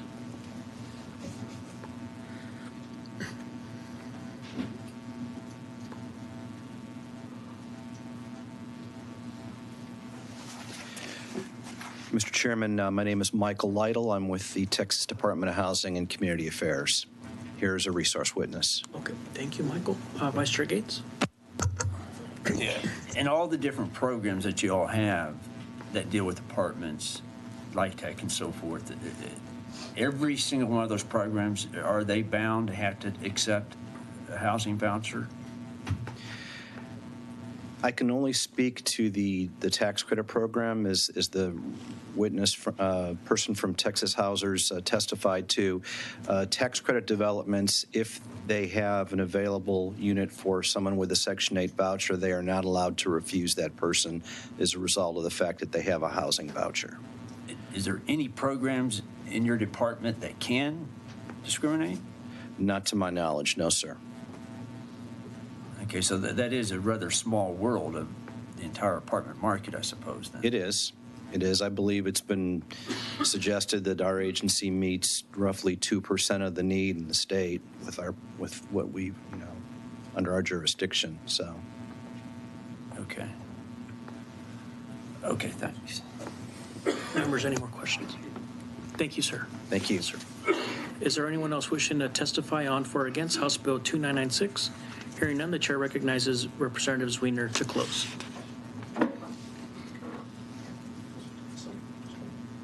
Members, thank you so much for the opportunity to lay out this bill. I do want to make sure everyone is crystal clear on what this bill does, because I think we've gotten a little bit muddled. In Texas right now, there is a law preempting cities from passing their own ordinances saying that apartments or other rental units cannot discriminate against tenants based on their source of income. That is current law. That legislation has a carve-out specifically for military veterans. And what we are proposing is expanding that carve-out to include domestic violence survivors and youth who've experienced or aged out of the foster care system up to age 26. So that would allow cities, if they so chose, if they had the votes on their city councils and the support of their communities, to implement an ordinance that would protect those specific communities from discrimination based on the source of income. I do also want to mention one particular concern for domestic violence survivors, particularly in smaller communities. If you're in a community that only has one apartment complex that has received subsidies that accepts those Section 8 vouchers, and your abuser lives in that complex, you can't stay there. Domestic violence survivors do have a bigger need to be able to physically move away potentially from the source of violence they're experiencing, and having more flexibility would aid them in getting to a safer spot. And again, we've talked a lot about Section 8 vouchers, but this legislation would not only apply to Section 8 vouchers. If a city chose to implement such an ordinance, it could also apply to other types of nonprofit community support that's often made available to again, these young people aging out of the foster care system and survivors of domestic violence. If there are no further questions, members, I close. Thank you. Members, any questions? No questions? Thank you so much. With that, the chair will withdraw House Bill 2996 and leave it pending at this time. Okay. Chair lays out House Bill 3528 and recognizes Representative Campos to explain the bill.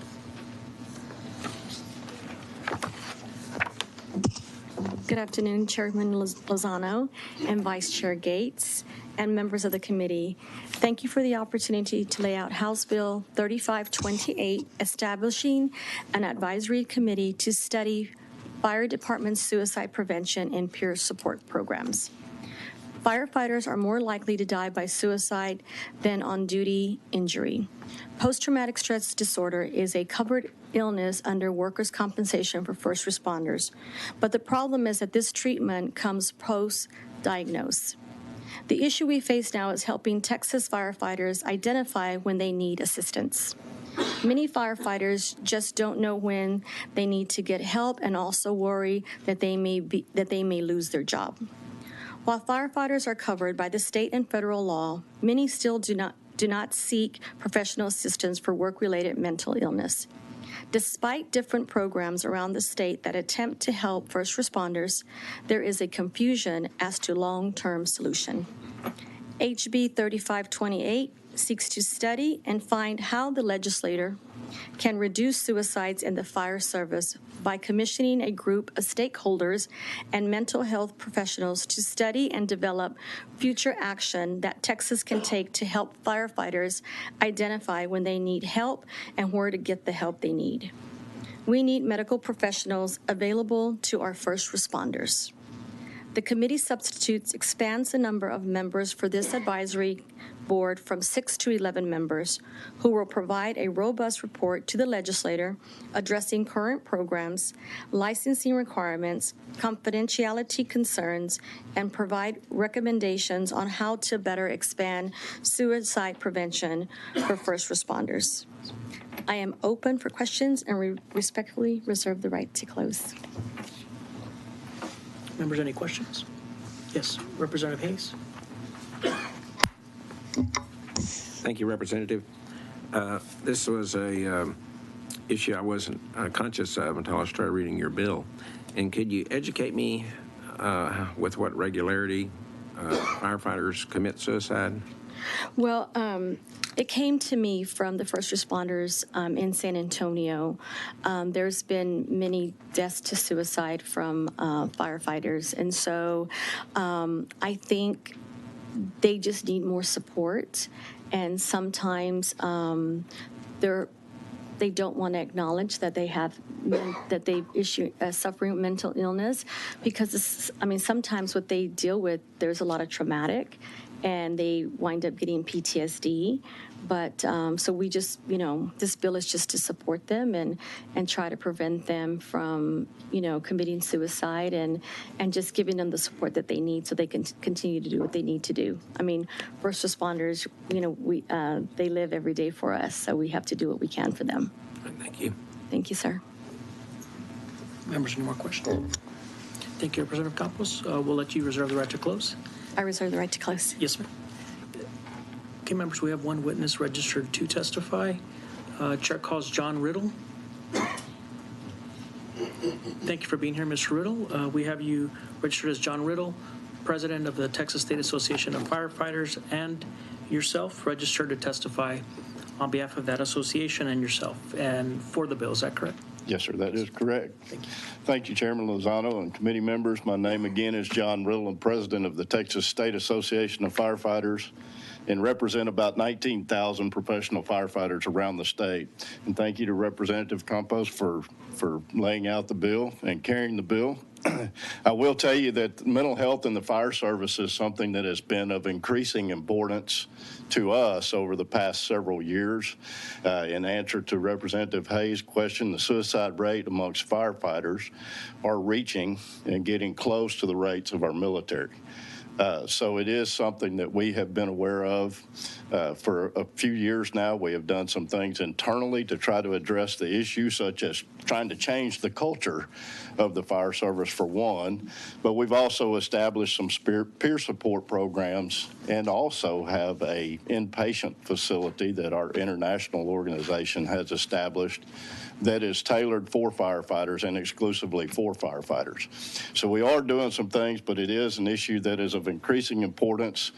And the idea of putting together an advisory committee that is made up of all of the stakeholders involved, I believe gives us an opportunity to sit down and develop a behavioral health program that will benefit firefighters and not necessarily health professional providers. So I am certainly in favor of the bill. We would encourage you to support our bill. And if I can answer any questions, I'll be happy to do so. Great. Members, any questions? No questions. Thank you, sir. Thank you. Is there anyone else wishing to testify on for or against House Bill 3528? Hearing none, the chair recognizes Representative Campos to close. Thank you, Chairman. It is my hope that this study will develop a path forward that helps firefighters identify mental illness and know how to get treatment for it. I respectfully ask for your support, and thank you. Thank you, Representative Campos. Are any questions? No questions. Thank you, ma'am. Thank you. With that, the chair will withdraw House Bill 3528 and leave it pending at this time. The chair lays out House Bill 3169 and recognizes Chairman Landgraf to explain the bill. Thank you, Mr. Chairman. And I just wanted to inquire if there's a committee substitute for the bill. Yes, that's correct. We can lay it out. Yes, the chair lays out committee substitute to House Bill 3169. Thank you, Mr. Chairman. And let me just start by addressing the committee substitute. It is, just for the benefit of the committee members, simply a legislative council draft of the bill that was filed. So no substantive changes, but we do have the imprimatur of Leg Council on the committee substitute. And I appreciate you, Mr. Chairman, for letting me lay out the bill for you. I don't think I have to tell anybody on this committee that private property rights are a cornerstone of our society, and it's something that we're certainly proud of here in Texas. And also want to let you know that I serve a constituent who owns a home in a small municipality here in the state that has simply and repeatedly refused to respect her private property rights.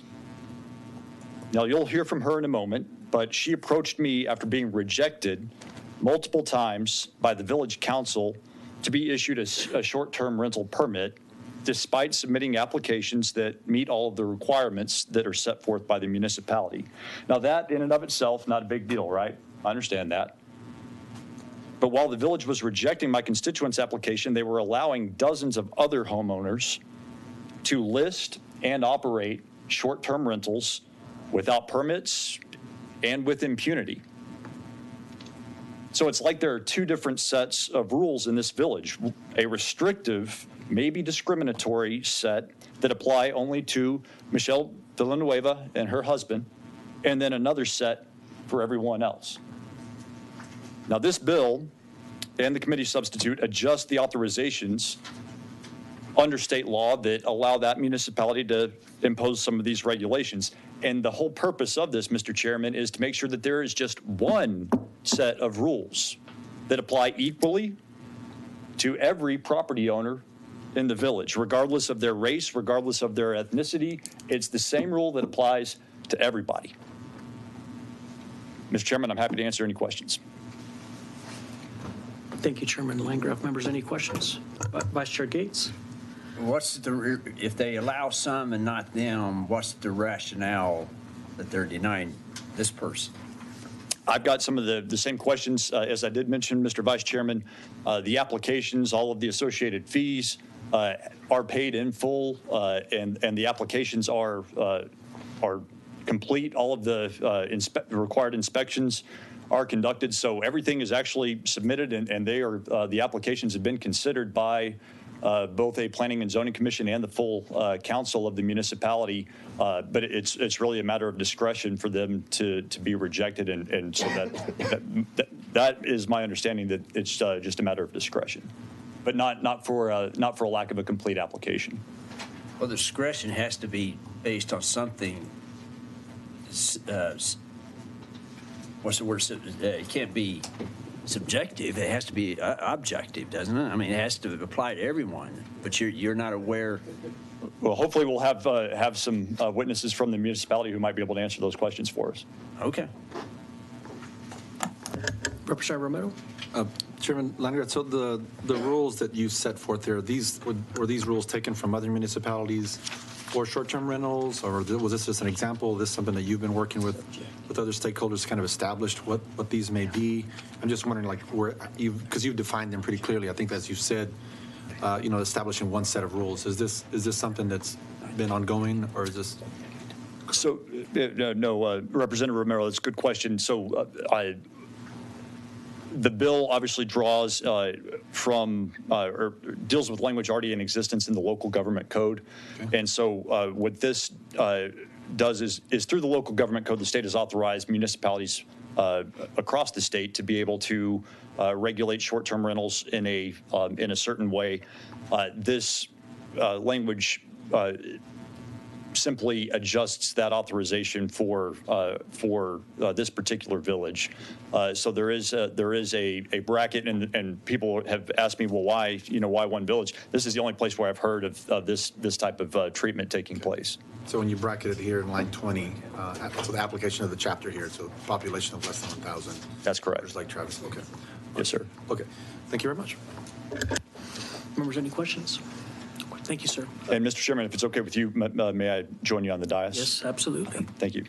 And you're welcome to ask questions as well, if you'd like. Thank you, Mr. Yes, sir. Okay, Chair calls Michelle Villanueva. Thank you for being here, Ms. Villanueva. If you could, we have you registered as Michelle Villanueva, registered as yourself and representing yourself Yes, that's correct. for the bill. Is that correct? For the bill, correct. Go ahead. I am testifying in favor of Bill HB 3169, representing myself. I am a resident and homeowner in the village of Valente. I have found that despite meeting the requirements the village has asked of my husband and I in order to obtain an STR license and VRD permit, there is another set of rules for everyone else, and then there's another set of rules for my husband and I. I have not been able to get justice and have due process at the village office level. So I contacted my representative to get help to have fairness and justice. Thank you for your time and consideration with this matter. Ms. Villanueva, what were some of the reasons given for the denial of your application? They said that it's been, my husband attended that meeting, I didn't, but from what I gather, they said that they had reports, sheriff reports, which we found no record of them. I've never been contacted by any official on any disturbance, anything like that. And they just said no.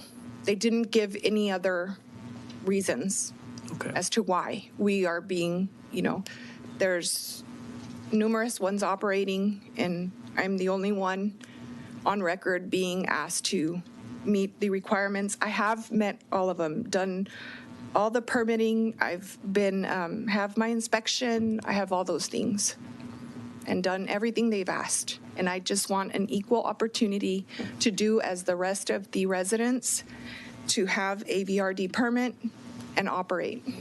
And have you applied more than once or? Yes, this is my third time. I've applied 3. Okay, and do you remember approximately like the dates or months of those 3 separate applications? The first one I can't quite remember. The second one was August. The third, February of 2022. Okay.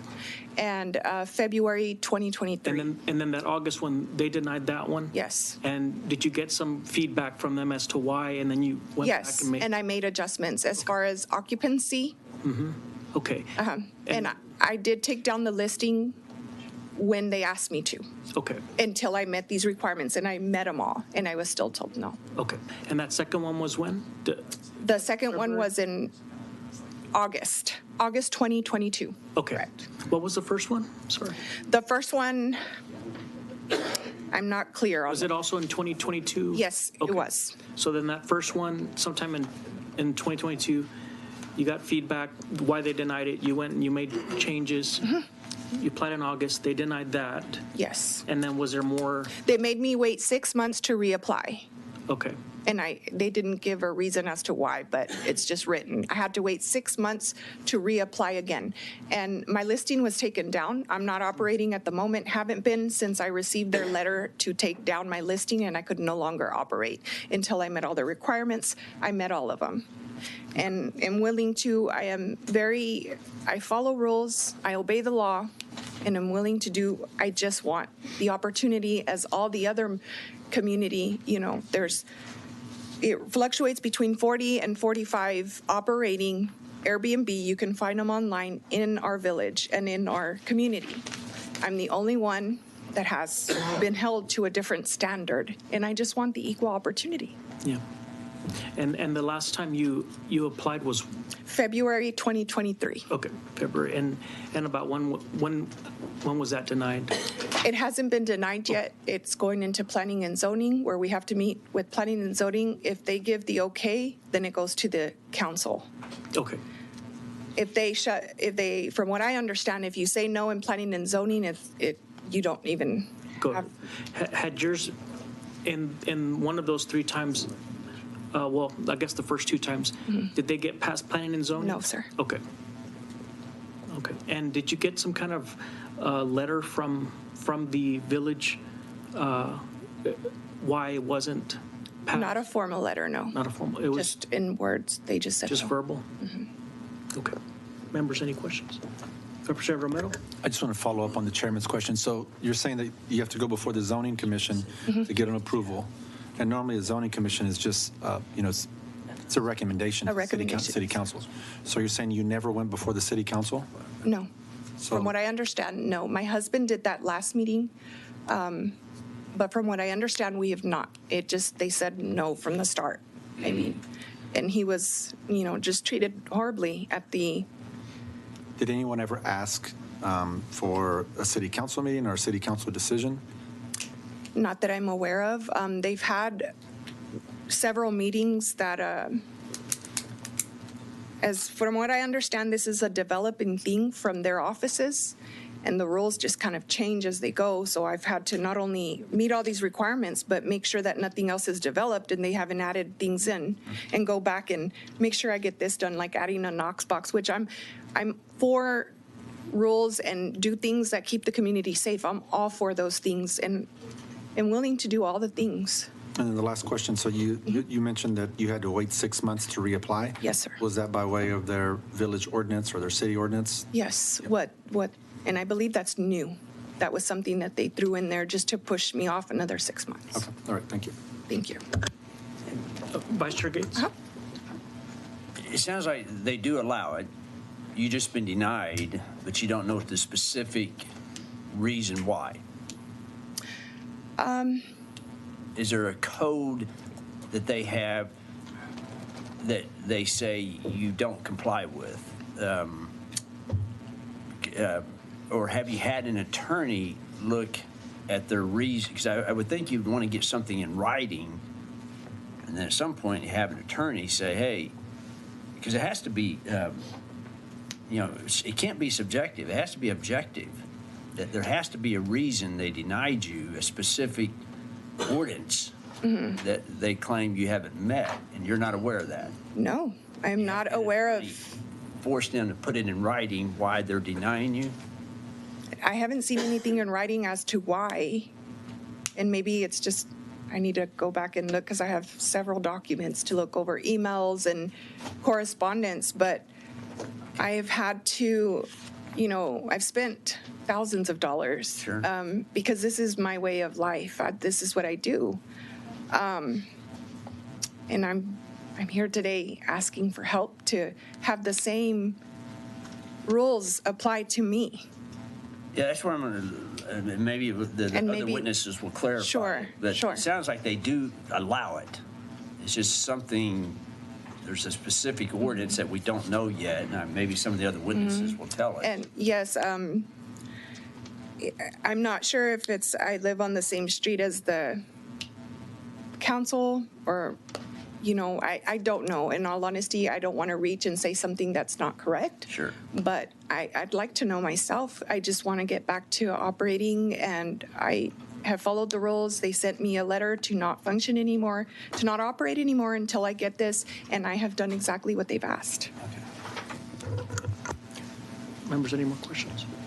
Yeah, Representative Cunningham? Thank you, Chairman. Mr. Villanueva? Yes. Okay, good. Just want to pronounce. Just help me here. So, this village where you live, community, how many homes are there in the area?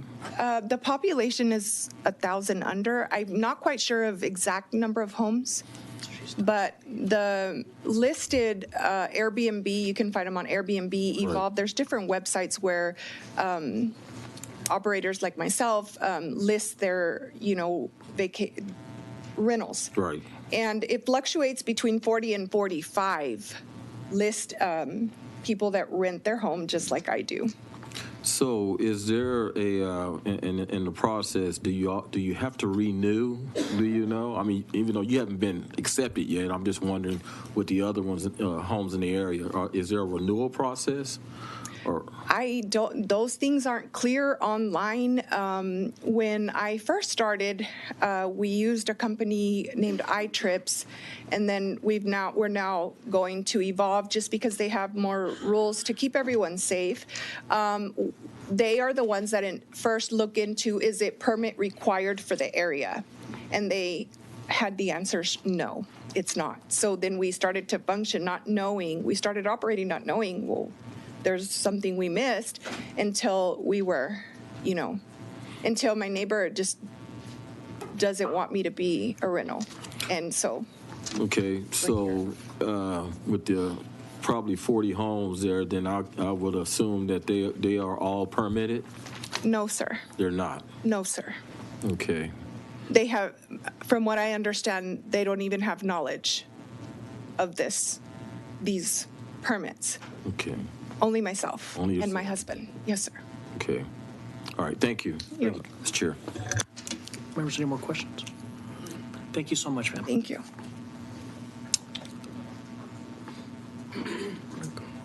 Chair calls Thomas Blauvelt. Thank you for being here, sir. If I mispronounced your last name, please correct me, Mayor. You did a good job, Blauvelt. But yes, sir. We show you representing yourself or the city of, So both. I am a resident. I'm also the mayor. Yes, sir. Okay. So we'll show you representing the city of Eleni and yourself against the bill. Is that correct? Yes, correct. Against Yes, the bill. Thank you. So thank you for your time. My name is Tom Blauvelt. I'm a resident and mayor of Valenti, Texas. Valenti is a small, quiet lakeside community of approximately 600 residents. My obligation as mayor is to help protect the health, safety, and well-being of our residents. I'm here today to voice my opposition of House Bill 3169. The bill was authored by Representative Landgraf of Odessa, who is not a representative of our community. Yet he has targeted our community through this bill. The bill targets cities that border Lake Travis, have a population less than 1,000 residents. It would eliminate our ability to enforce our short-term rental ordinance. The background is that Representative Landgraf is an attorney representing his client, who we believe resides in Odessa and operates a short-term rental business in Valenti and has without a permit. This particular short-term rental is waterfront property with a Zillow value of over $4 million. They advertise for up to 16 guests per night with a minimum of a 4-night rental. This property does not attract a couple looking for a quiet weekend getaway. It attracts large groups of people looking to party. We have received numerous complaints from the adjoining neighbors about the late night partying, loud music, and trespassing of property. Travis County Sheriff's Office has been called a number of times in an attempt to bring peace to the neighbors. Why are we here today? We are here because rather than the business owners respecting their neighbors' privacy and ensuring their renters follow the rules, they hire Representative Landgraf to file a bill that would eliminate our ability to enforce our ordinance. This bill keeps the party going, keeps the money flowing, and to heck with the neighbors. On behalf of the community, our desire is that the committee swiftly dismiss the proposal. Now, if I could, I'll clarify some of the questions that came up. I'm not aware of the first time there was an application for the applicant. I am aware of the second time. That was in August, as she mentioned, and it was after we received several complaints about the partying going on all hours in the morning. Neighbors, not being able to have a peaceful, quiet, residence there next to them. They did come through and they filled out the application. It did go to P&Z. And it did go to council the very following week. That's how it operates. P&Z is a recommendation, as you mentioned. Council voted it down because of not only the complaints, but when the neighbor had filed complaints and reached out to the village to help, he tried to work with the homeowners to resolve the matter, and it got very hostile. There's public record of text messages that became very hostile. So that was the reason for the denial. There was a continuation of rental, of the short-term rental, we had our city attorney send a letter to the homeowners requesting them to stop and to be permitted. So we are now going through the second time they have applied for a permit. It's on for P&Z tonight. It's on next week's agenda for council. Happy to answer any questions. Representative Hayes? You said it, but I neglected to write it down. How large is the property? I'm not sure. It appears to be at least two acres, I would say. It's waterfront right up to Lake Travis. There's a long driveway up front. There is a gated driveway. Sheriffs have had a hard time getting in to access the property when neighbors have called. And when they go down the side of the property on other people's property, at 2 and 3 in the morning, it's difficult to access their property. Does the town have a noise ordinance? We do. And, couldn't the local police, the town police, issue a citation for a violation of the noise ordinance? Yeah, so we're a small town. We've got 2 full-time staff operating. We're all volunteers, committees, and council. We don't have a police department. Travis County Sheriff will come out if we call, but we don't have a local police department. Part of their problem was accessing the property.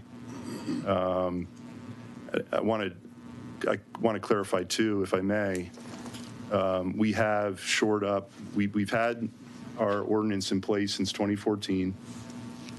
We have shorted up and have reintroduced a new ordinance recently. In terms of fairness, we've hired Granicus. Granicus is a organization that has a platform that identifies how many short-term rentals are being advertised. We've sent them our parcel list of all residents, and they are going to then let us know who's advertising for short-term rental. And if they don't have a permit, we have a letter that I've authorized and documented that will go out to those homeowners requesting that they come in for the permitting process. Part of the permitting process is a conditional use permit to change the use of the property to operate a short-term rental. And that requires a public hearing. So neighbors, in fairness, neighbors do get to come to the property, to the planning and zoning as well as the council meeting to testify in public. And can you educate us on about how many other properties have currently permits? So here's, in working with Granicus, they told us there's between 45 and 50 advertising short-term rentals. Now, we're not in the busy season yet, but they're gearing up. So there's 45 to 50. We've had 16 that received previously a permit. Those permits renew annually. And so as they come in to renew, if they hadn't previously received a conditional use permit, which is the requirement of our ordinance, and it allows for the public to come and testify, they are going to go through that process, just like Ms. Villanueva is going through. Okay, and do I understand when you say the conditional use permit, like it's, I guess the properties are all appropriately zoned for single-family residential? Most of them, yes. Yes, sir. Okay. And you're saying if you're going to use it, though, for a short-term rental, you have to have this special permit that would allow you to do that? Correct. The conditional use permit changes the use of the property so that you can operate a short-term rental. It's a one-time upfront process. And then if you're approved for that, then we issue a license to operate a short-term rental. The license renews annually. Without fee? There is a fee to renew. And on the front end, what is the application cost? I don't have the cost right in front of me. Just rough. There's fees for advertisement. There's fees for notifying the neighbors within 500 feet. And so I want to say it's probably in the neighborhood of $1,200. Okay.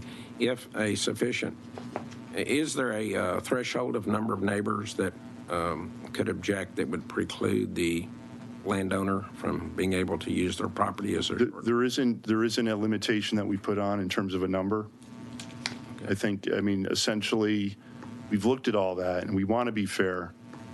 But I think the biggest thing that we want to enforce is the conditional use permit that goes to a public hearing, and it gives neighbors the chance to come and testify. Okay, and then what are the conditions to obtain the permit? You're calling it conditional use permit. What are the conditions does the landowner have to achieve? So they've got to fill out an application. There's a checklist that's on the website. It goes through everything that's required. One of the biggest things that's required is an inspection. And so they pay the fees up front. We send it to Bureau Veritas, which is a third-party supplier of the village that comes and does the inspection and makes sure that they're in compliance with, the Knox box lock and that the home is equipped for safety in terms of fire safety. So they pass the inspection. The neighbors are notified that we're within 500 feet, that there's a public hearing. That'll go to the Planning and Zoning Commission. They get to testify, as well as the neighbors do, and Planning and Zoning will then make a recommendation to council, which is typically the very next week. And does every applicant get a hearing before the P&Z? Yes. Thank you so much. Representative Bernal? Hi, I missed a little bit of it, but I know a little bit about it too, so I was wondering if you could help walk me through some of it. Conditional use permit, if you get through that part, then you're eligible for licensing, is that right? Correct. So if someone were to apply for a conditional use permit and not get it, is that final or can they reapply? They can reapply. And how often, what's the interval of time that you'd have to wait to reapply? How often can that happen? So I don't have the ordinance in front of me, so I apologize for that, but 2 months? It may be 6 months, as she represented. Okay, and part of the process is allowing the use of the conditional use permit or the conditional use permit part. Again, I know you've gone over it, but that's been in place for how long? I believe the original ordinance came in 2014. We've been incorporated since 2003. But the conditional use permit for this purpose is 2014 Yes. short-term rental? It's always been a part of our ordinance. Okay, and so are you saying that all of the STRs in your city, town, village, in your village, you're saying either they have the conditional use permit or they've been operating sort of unbeknownst to everyone else, and it's only through the use of this third-party locator that you know who they are? Yeah, so, I mean, in all transparency, I've been the mayor since November. I believe previously there were license for short-term rentals issued just by staff. You passed a fire and inspection, here's a license. Right. We've shored all that up. We've shorted all that up so that we would have fairness. And part of it is there's been a lot of growth in the community. Here, not only here, but people are going to the outskirts of Austin. So with growth comes additional business and short-term rentals. So this became a problem because of the complaints. And so it did put us into a situation where we had to shore up the plan and make sure that everybody's treated fairly. And so everybody that may have received a license in the past, if they don't have a conditional use permit, as they come in for renewal, they're going to be required to get one. Yeah. One of the things that I've struggled with, and I represent downtown San Antonio, right? I represent the center city of San Antonio, which includes downtown. A few neighborhoods of which are super attractive for STRs, and people who are visiting the city tend to flock to these three areas quite a bit. And one of the challenges we've encountered is figuring out and how to figure out in the process how to distinguish between a bad actor STR operator and a perpetually unhappy neighbor, right? Because you can have a good actor who's operating an STR, someone who, let's say, has lived in their house for 20 years and just doesn't like that's an STR, and so it doesn't matter what he does. Sure. They're going to give them a hard time and oppose it no matter what. And a lot of the time, the policy itself doesn't account for that. The policy does account for the feelings of neighbors and letting them chime in, but you could switch out this person. You could have this party guy or some grandma, and whoever this person is not going to like that it's not a family living there. Right.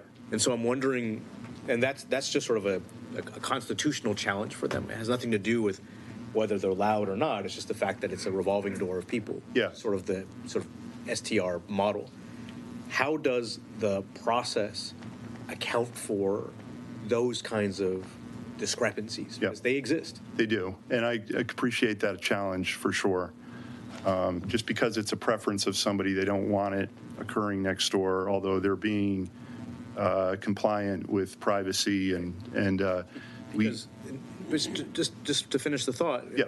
I don't mean to cut you off, but because in the example I used, there's nothing that this grandma could do to keep me.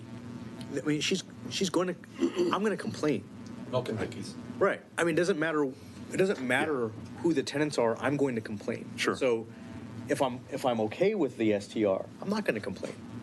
But if I don't like it, then I'm going to come up with noise. I'm going to come up with traffic. I'm going to come up with music. I'm going to come up with whatever it is because I just don't like it. Right. And I found that at home, that's one of the challenges, is distinguishing the good actors and bad actors on both ends. Yeah. Policy-wise, it's very, very hard, but I wanted to sort of bring that to your attention because I deal with it all the time. Yeah, no, it can be challenging, it can be difficult, but I think, here we're dealing with a situation with photographs, with audio, all hours of the morning, pictures of mega buses dropping people off, the trash that's out in the road, and on a Monday after it's over. There's a fine line there, but there's some that are extremely obvious. And I think as we even have council members that are pro-business. We're pro-business, and we'd have to take into consideration before we revoked a license that it really exceeded the threshold. We give three strikes before we're revoking a license. You get 3, and it has to go back. There is a public hearing on it as well. So there are mitigations to make sure that we're weeding out the good from the. And I'm not even saying bad. I'm just saying, it's a large house on the water that attracts a lot of people. They advertise for a lot of people, and that's what they get. It's like I said, it's not a couple that wants to get a weekend getaway, quiet getaway. All right. Thank you, Chair. And I've noticed on Airbnb alone, just there's a few properties in your village that are not just for couples looking for a getaway. Right. They 9, 12. They can accommodate more than a couple people. So they're not the only one that can do that. So on the noise complaints where the sheriff's office was called, were there any citations issued? I'm not aware of citation being issued. Okay, so like anyone can call the sheriff's office. Right. So the sheriff's office shows up. So getting to Representative Bernal's point is, how do you distinguish between the angry neighbor and the party house? And so the police come. If they see, based on their training, reason to, they will cite. In this case, they possibly more than likely didn't cite. So, but go ahead. I'm sorry. Go ahead. Yeah, I was just going to say, but they've quieted things down, right? So maybe not as a citation being issued, but certainly have quieted things down and allowed the neighbors to, 2 in the morning, go to sleep. Okay. But there's, there's audio, there's video, there's Okay, so. there's in this case- photographs, there's, so there's that's the difference. Okay. And so, of course, along with those police visits, there's got to be some kind of incident report or that the department should have, that they were called out. It's I mean, possibility, yeah. Okay. I think for the most part, they've been able to, once they get called, and I think our neighbors have had enough, they've had patience, they try to get them to quiet down themselves, and then at the last resort, they'll call, and then the sheriff will come out and pretty much, quiet them down without a citation. Okay. In those cases, like, has this one home ever been permitted? No, like Ms. Villanueva mentioned, they came for they filled out an application in August. That was after we notified them of the complaints that we were receiving. Okay. And they went through that process, and it did go through P&Z and council. Council votes on it, and that's the vote. Okay. P&Z's a recommendation, and now they're in the process of reapplying now. Okay. Yeah. About how many homes are there in Valene? So there's 600 residents, so just from updating the parcel lists on Granicus, taking lots out, I want to say there's probably in the 350 to 400. Okay, and then you said there are about 45 to 50 that are short-term rentals? That we're aware of from Granicus's presentation. Okay. They showed us And only 16 are permitted? previously had received a license. Now that comes up for renewal, Yeah. which our previous ordinance said every January.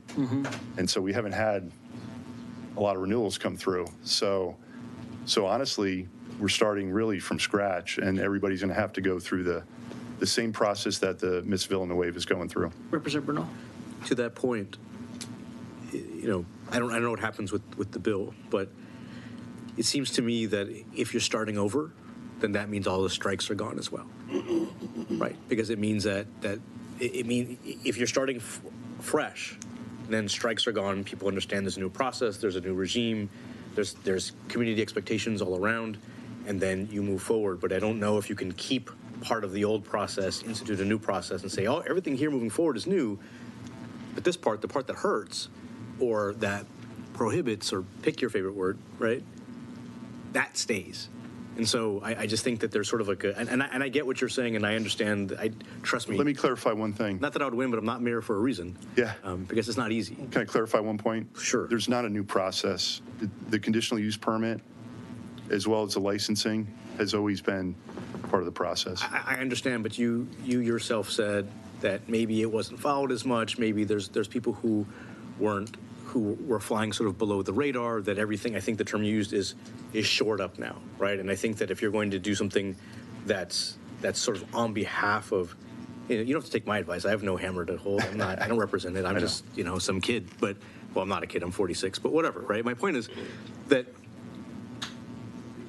if there's going to be a sort of renewed effort to engage a part of the system that has previously not been used widespread, not understood or adhered to by the entire community, if there's going to be a renewed sense of discipline and enforcement, then I would imagine that would mean that everything here is in the past and everything here is moving forward, not that some parts of this remain and some parts of it don't. That's just, if fairness is the... Totally agree. I agree with you that everybody's going to be treated fairly. Everybody. They're all going to go through the same process Ms. Villanueva is going through. Okay. Thank you, Chair. Yes, Representative Hayes. It dawns on me, I've been to some friends' lake houses before. They're lakefront, have the dock, boats. People are skiing around in front of them, not just their families, but other families.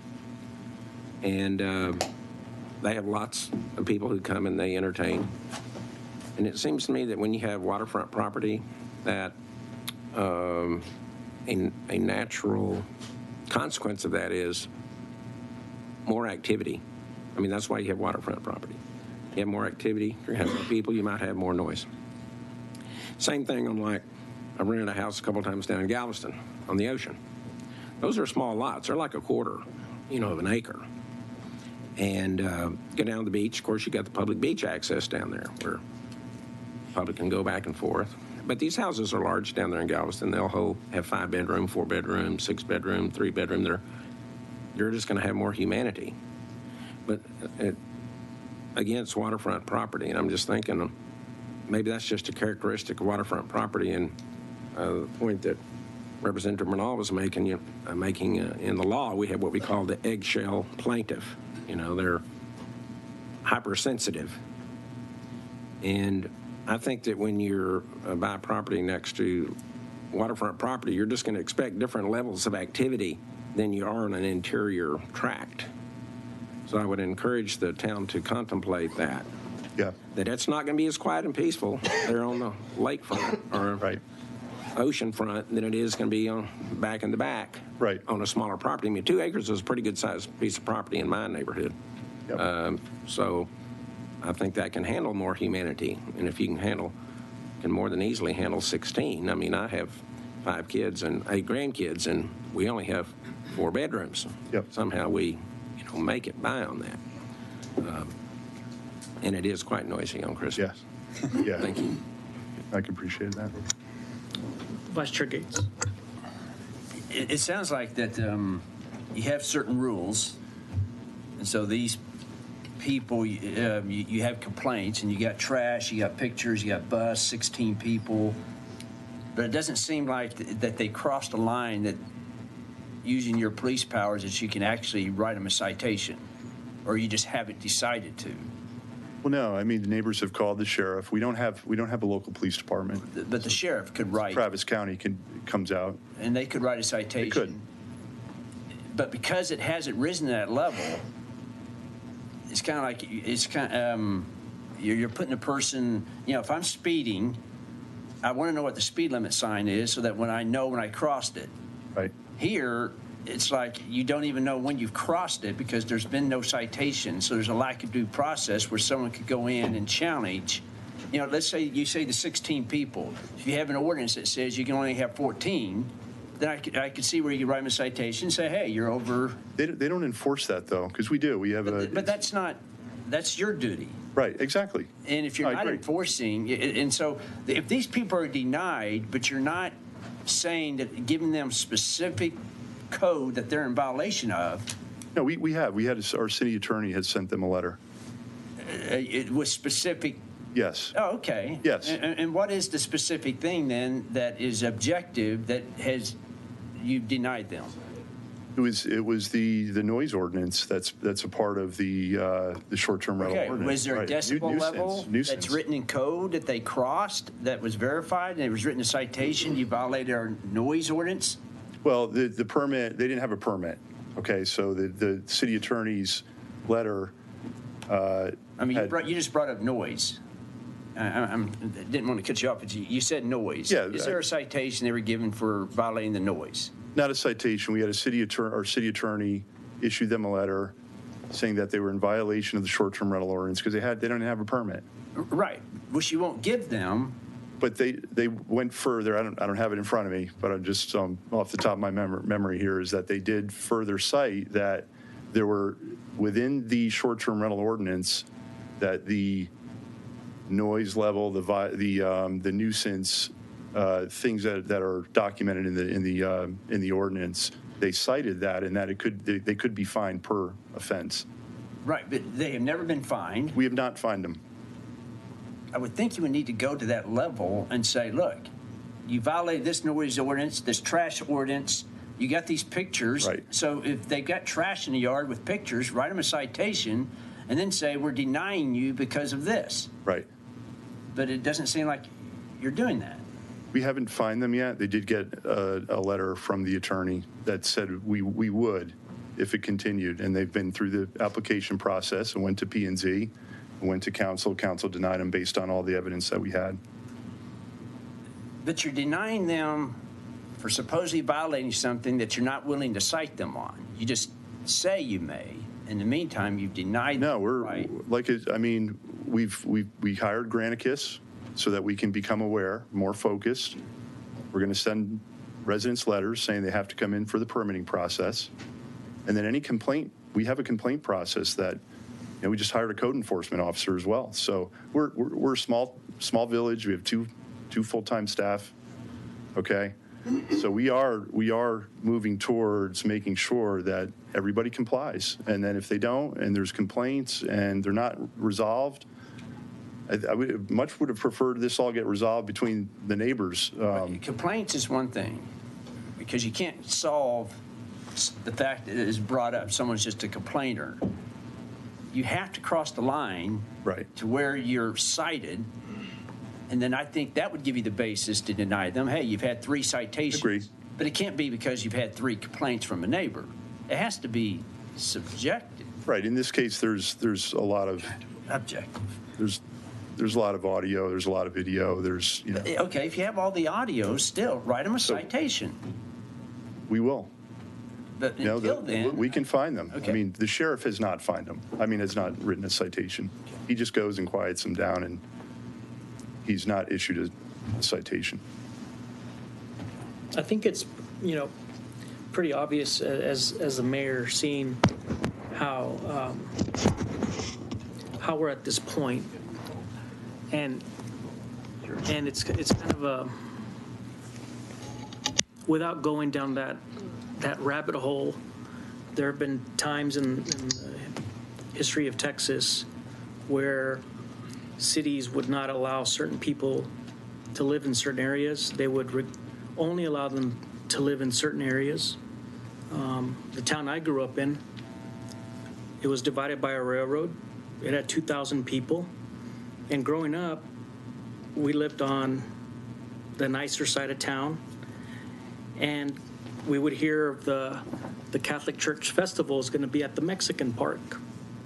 I've always called it the Mexican Park.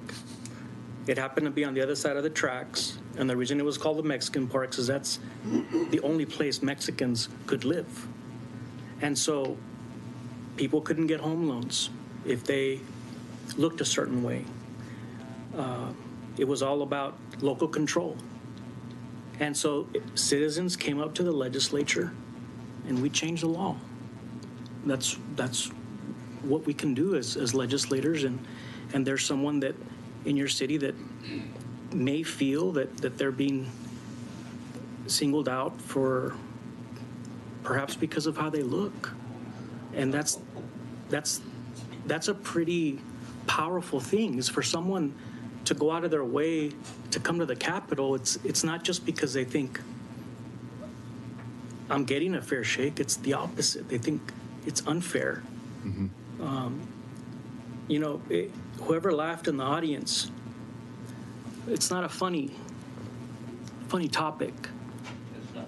It's not. It's very sad.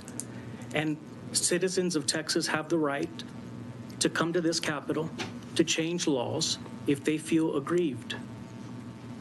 And that's we can do. We could vote this bill out right now. It doesn't pertain to this. We could vote it out right now and let it go through the legislative process.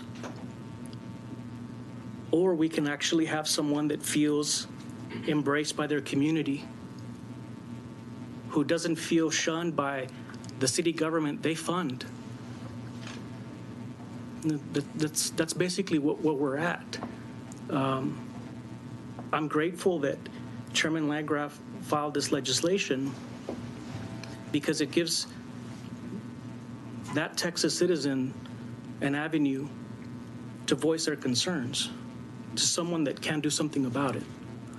I'm sure you're a great mayor. I can tell you, I love y'all's website. I've visited Valente. I've been to the water park with my kids. It's an incredible community.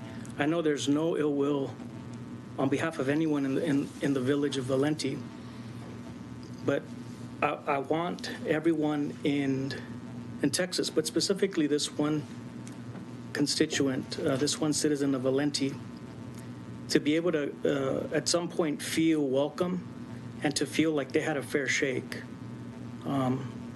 It would be great, considering the fact that out of 50 homes that are short-term rentals, you only have 16 permitted. That's 34 that perhaps as we speak, based on what I've been looking on Airbnb on my phone right now, are unpermitted, 34 unpermitted. It's insane that there has to be a reset. Yeah. There has to be a reset where the city starts actually equitably enforcing all these things on your website. The rental ordinance, short-term rental ordinance, the conditional use permit application. Obviously, this isn't working. If out of 50, you have 34 that are unpermitted, and the one person that comes up here to complain about them paying the fees to get permit and they keep getting denied is being told because of noise. And there's nothing, there's no bright line that you can show this committee that says they violated a noise ordinance. And so what are we supposed to think as legislators for this one person? I hope y'all can fix it, because if you can't, we're going to have to. Okay, Mayor? Members, any more questions? Okay. Mr. Chairman. Yes, Chairman Landgraf. Thank you. Mr. Mayor, I appreciate your testimony, and Mr. Chairman, thank you for your very thoughtful remarks as well. My colleagues on the committee have asked a lot of the questions that I had. You did mention something, though, about you want there to be fair application of these rules.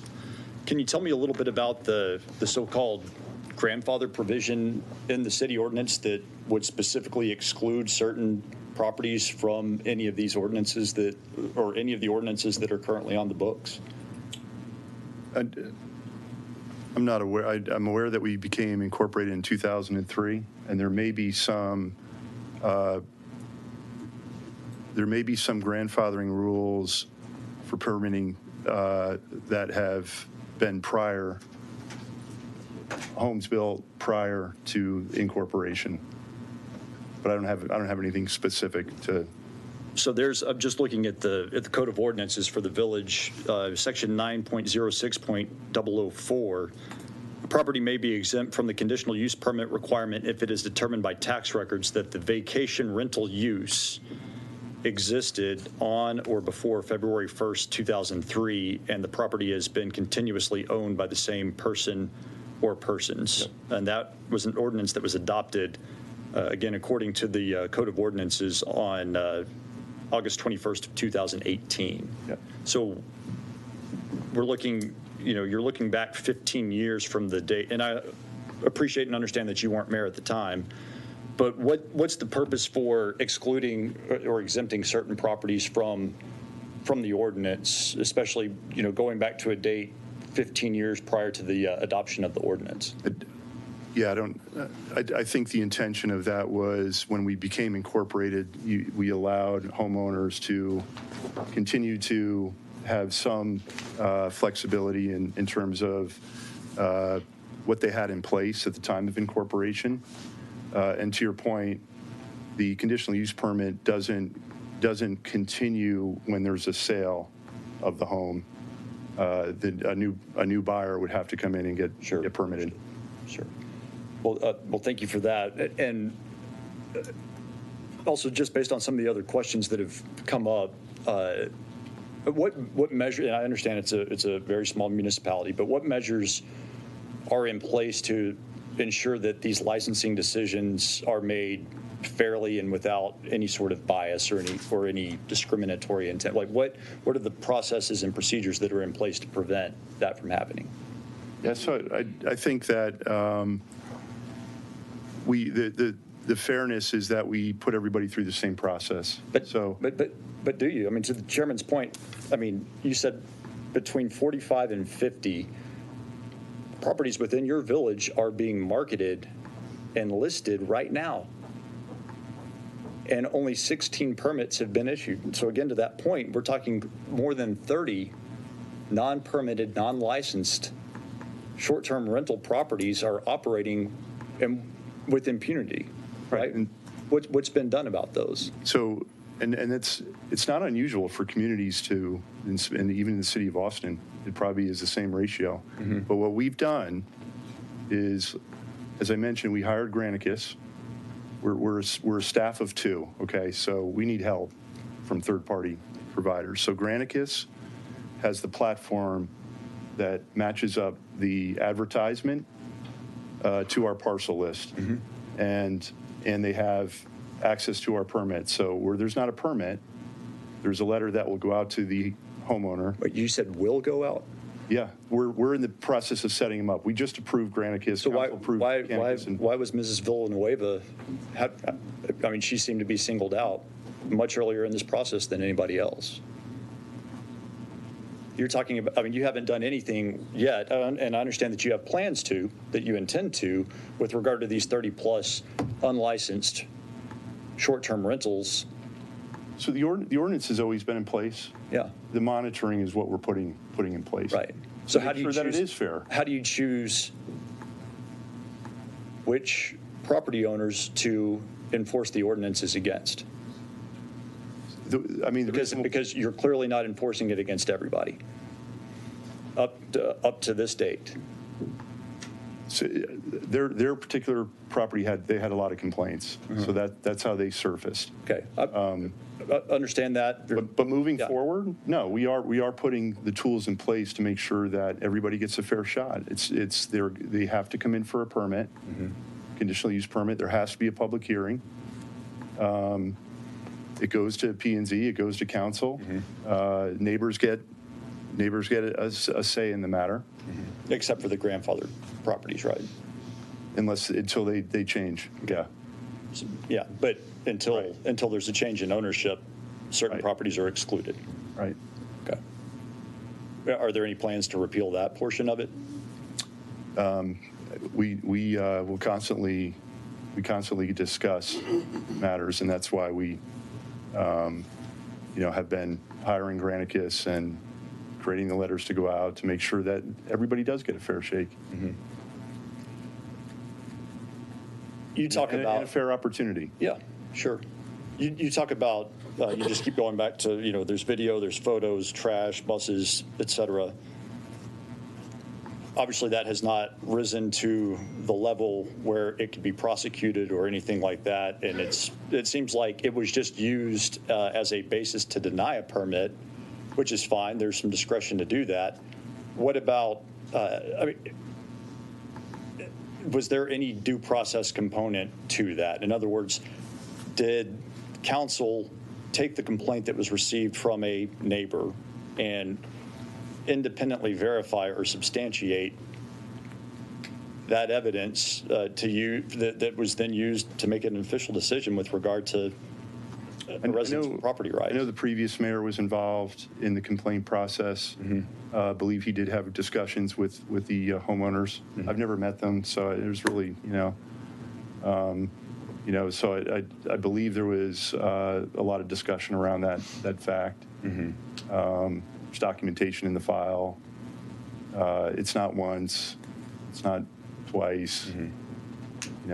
It's a number of times. And it's to everybody's credit and point here, we have to shore it up, and that's the goal here: create fairness across the board. Let people have input in our way of living out in the village, including the business owners that want to operate a short-term rental.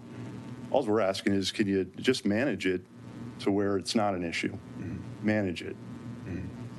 Make sure they're aware that the noise level goes down at 10 o'clock, and we've got to have some respect for our neighbors' privacy. So is the issue the fact that there are unlicensed short-term rentals operating within the corporate limits of the village, or is it that there can be noise complaints and other complaints from neighbors about these short-term rental properties within the village? Say that again? Because I think, it seems like your complaint, like the bill that's before us, it specifically allows the village to continue to enforce any ordinance related to nuisance or noise or anything like that. See, I read it in that it does not allow. The bill allows the municipality to prohibit short-term units from being used to promote any illegal activities, being rented to minors, or being rented for less than 24 hours. I mean, there are all sorts of health, safety, and wellness issues. The key in the bottom of that, one of the last paragraphs there, is it eliminates our ability to enforce our ordinance. When it comes to the discriminatory nature of enforcing a permitting ordinance, because it's been completely arbitrary, right? I mean, you by your own testimony said that. How come the other? How come the other 30 plus aren't being subjected to the same set of rules? And as I explained, they are. We have teed up the process. I mean, we can pull them up right now that are operating without a license. So council just approved of Granicus being our platform, and we're moving forward. But letters already written. Yeah. They got to take some time to get our parcel information into the website. We're a staff of 2. Can't handle all of it. Yeah. So we need help, and we've hired help. Understood. But that has not been the case. And all you're doing is talking about what's going to happen in the future, maybe. I mean, what we're here for today is the bill that you filed here. Right. And it looks to me, and it appears to me, that it eliminates our ability to enforce our ordinance. Well, that's why it's not about because you're person. selectively enforcing it to begin with. We have definitely tried to work with our community where there's complaints. Mm-hmm. We work with them in resolving the complaints, and most of the time it resolves without a problem. Okay. It doesn't require us to come down to the Capitol and resolve a complaint. Mm-hmm. As mayor, I get plenty of calls, and we resolve them. Sure. And we'd love to get this resolved. Okay. Without, weakening our capability of enforcing our ordinance. Sure. And I appreciate that. I mean, that's normally the way that these things are handled. Right. Yeah. And they normally don't. They don't rise to the state level unless they can't be resolved either among neighbors or with the local government. Last question, Mayor, and I do appreciate your time. I know you've been up there for a while. And Mr. Chairman, thank you for allowing me to ask a few questions. So moving forward, and I appreciate the plan that you have moving forward and the arrangement that's been made with Granicus, but how can the municipality ensure transparency and fairness in the decision-making process, whether it's at planning and zoning, whether it's at the council level, particularly when it comes to licensing and permitting for residents of all backgrounds? Sure. Yeah, I think, first of all, it's not one person that makes this decision. It's planning and zoning, all volunteers. Mm-hmm. There's 5 commissioners on planning and zoning and chair. Same thing with council. We're diverse. We're a welcoming neighborhood. We volunteer because we love the neighborhood we live in. Mm-hmm. And we're not selecting or targeting anybody. When a complaint rises to the level of reaching out to the government, it's usually after they've tried to work it out, neighbors worked it out themselves. Mm-hmm. When it gets to our point, they got nowhere. And so, I'm a people person. And as mayor, I've exchanged emails with Ms. Villanueva and explained the same thing. We want to make this fair for everybody. But we also want to make sure that we're fair to the neighbors and that their privacy is respected. Mm-hmm. And it's the tone that we have within our village. Mm-hmm. We're neighbors. We're not volunteers. We live there. Sure. So, I mean, there's community involvement, and it's not one person making a decision. Yeah. I know I said that was the last question. I promise this will be the last one. And I appreciate that you're in the people business at the end of the day, and you've got different people with different interests. And kind of ultimately, that's what we're all in here to. From your perspective as a locally elected official,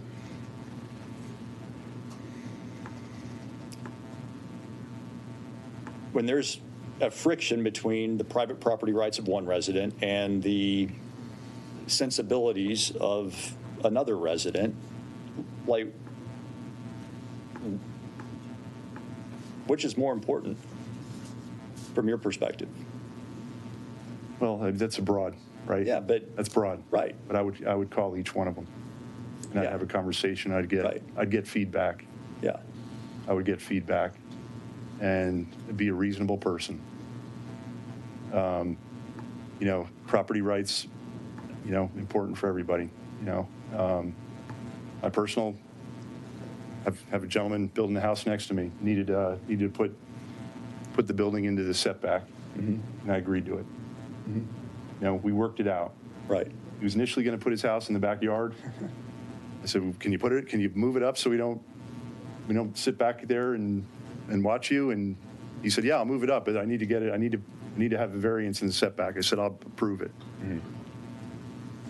That's what we have in the village. Yeah, and I appreciate that. We work things out. Sure. And I think that's a good way to. What's fair? Let's just be fair. Sure.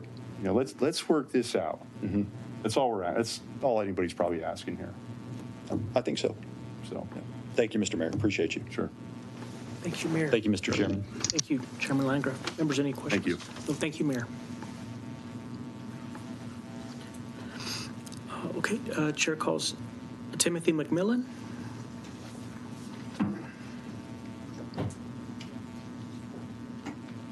Thank you for being here, Mr. McMillan. Mr. McMillan, we have you registered as Timothy McMillan, a councilman for the village of Valenti, testifying against the bill. And is that correct? Yes, that's correct. And members, if it's okay, the mayor did already a pretty substantive job. If we could, we won't be hard on you at all. Okay. Yes, sir. Well, I just want to thank you, Chairman, for your time, and thanks everybody, the committee, for your time as well. Like you said, I think it was summarized pretty well. I would just maybe want to add that, you know, short-term rentals are, you know, newer in general and newer in Valenti. We are a small town of 600 people, and we're working diligently to try and make the ordinances as equally enforced on every citizen as possible. I'm sure that these problems are likely happening everywhere in the state of Texas, not just in the village of Valenti, as this is a newer thing and people start to, you know, short-term rent their properties. So it's going to be an issue that we're all going to have to work through. And to make a rule on a state level for one village in Texas, I don't think is a fair move. I think he covered pretty much everything else.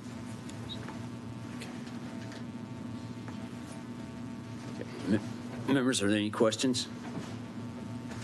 Okay, thank you for your testimony. Thank you. Okay, and who's the next one? Okay, Pat Sablatura? That's good. Okay. Okay, when you step, can you give us your name, who you're representing, and your position on the bill?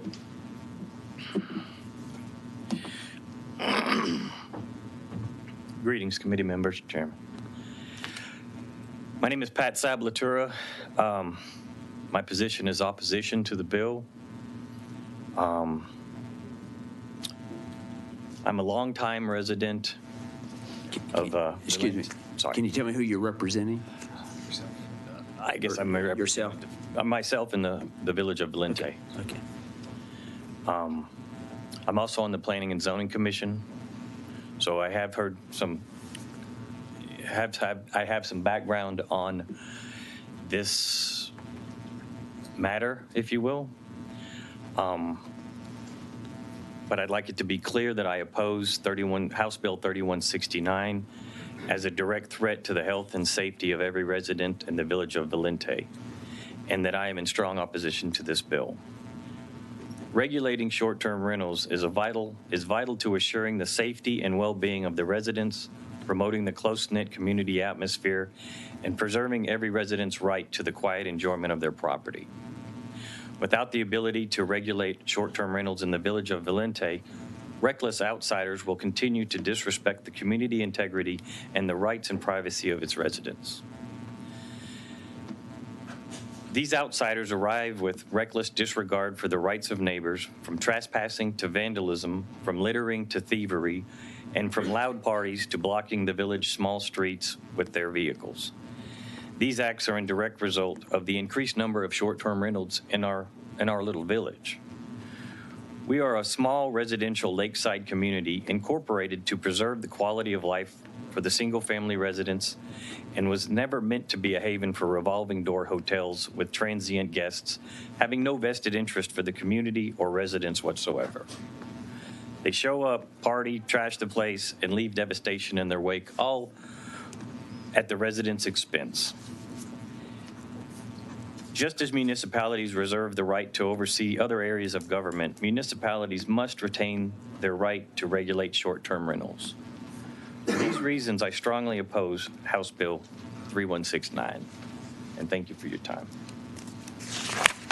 And any questions, of course? Members, any questions? Okay, thank you for your testimony. I could say something about the implementation. We have really gone a long way with revising our short-term rental. Okay, yeah, oh, go ahead. Yeah, you had finished. Okay. Okay. Thank you.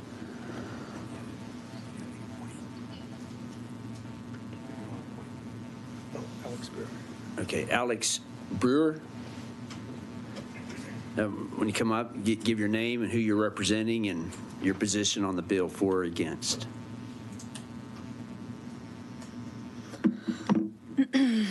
Hello, my name is Alex Brewer. I'm representing myself as well as the Village of Valente as a resident, and I am against this bill. First of all, I appreciate the opportunity to share my testimony today to oppose the bill. I think I can lend some insight on just a neighbor's point of view on this situation and how this bill will negatively impact the community. I live next door to the house of the constituent. It has been used as a short-term rental property without permits since at least March 2022. Today is the first day I've seen the constituent, and I've never seen her or her family within our community. Just to kind of give a layout of the property, I'm not sure the land size, but it is a long, narrow property. It isn't a wide property, so the houses are still very butted up against each other. And we share a fence. The home has appeared to have no full-time occupants during the last year plus. Excuse me, I'm sorry, I'm dealing with some allergies. We moved to this home to take advantage of the peace and tranquility offered by the lake and being far from Austin proper. Due to the nature of the home, I've had to resort after numerous amounts of polite, thank you, situations, dealing with the neighbors. We've had to resort to contacting the non-emergency police at least a dozen times to address noise and trespassing. Usually it's in the middle of the night when we're losing sleep. Because the home has a gate, is set far back off the road, and due to the loud music and screaming that is often happening next door, the police cannot get a hold of the occupants, or they disregard excuse me, they disregard them at the gate entirely. We've offered law enforcement to use our driveway to move through our backyard, even in late hours of the night, so they can access the backyard, which also poses a threat to law enforcement in the middle of the night. I just want to demonstrate how difficult this past year has been and how passing this bill will take away our rights as full-time residents to be able to peacefully use our own home and property due to the short-term rentals. I've lost many hours of sleep, lost hours of work, and I've had 3 surgery recoveries be interrupted by the short-term rentals' abhorrent behavior. It seems every time the house is rented out, there's a large party outside any day of the week, any time of day. Here are just a few things to kind of illustrate the effects of having this illegally operated short-term rental next door. They've used our private dock despite no trespassing signs. They've walked up and down our private drive and property. They have driven down our private driveway, and we now have a gate in place to prevent that. They've cut across our yard to get to the rental all hours of the day and night. They've hopped our fence, separating our homes to retrieve things that were thrown over the fence without any permission. I'm handicapped and often home alone and have felt very unsafe, especially with large groups of strangers trespassing through our lawn day and night. They've flown drones over our property. There has been screaming and loud partying, very disruptive during weekdays, late evenings, after midnight especially. Loud, profane language that increases with alcohol consumption, loud, boisterous music, often profane, so loud that I can't usually hear the TV in my own home. And large group and occupants, oftentimes parties of 12 or more, usually younger people, and oftentimes large groups of young men. Blocking of the driveway by party buses and long lines of cars, party goers speeding through our neighborhood, likely drunk driving, judging by the swerving. Large parties with DJs on at least one occasion. Large amounts of trash left in the street that gets blown onto our property. Heavy marijuana use with smoke drifting onto our property.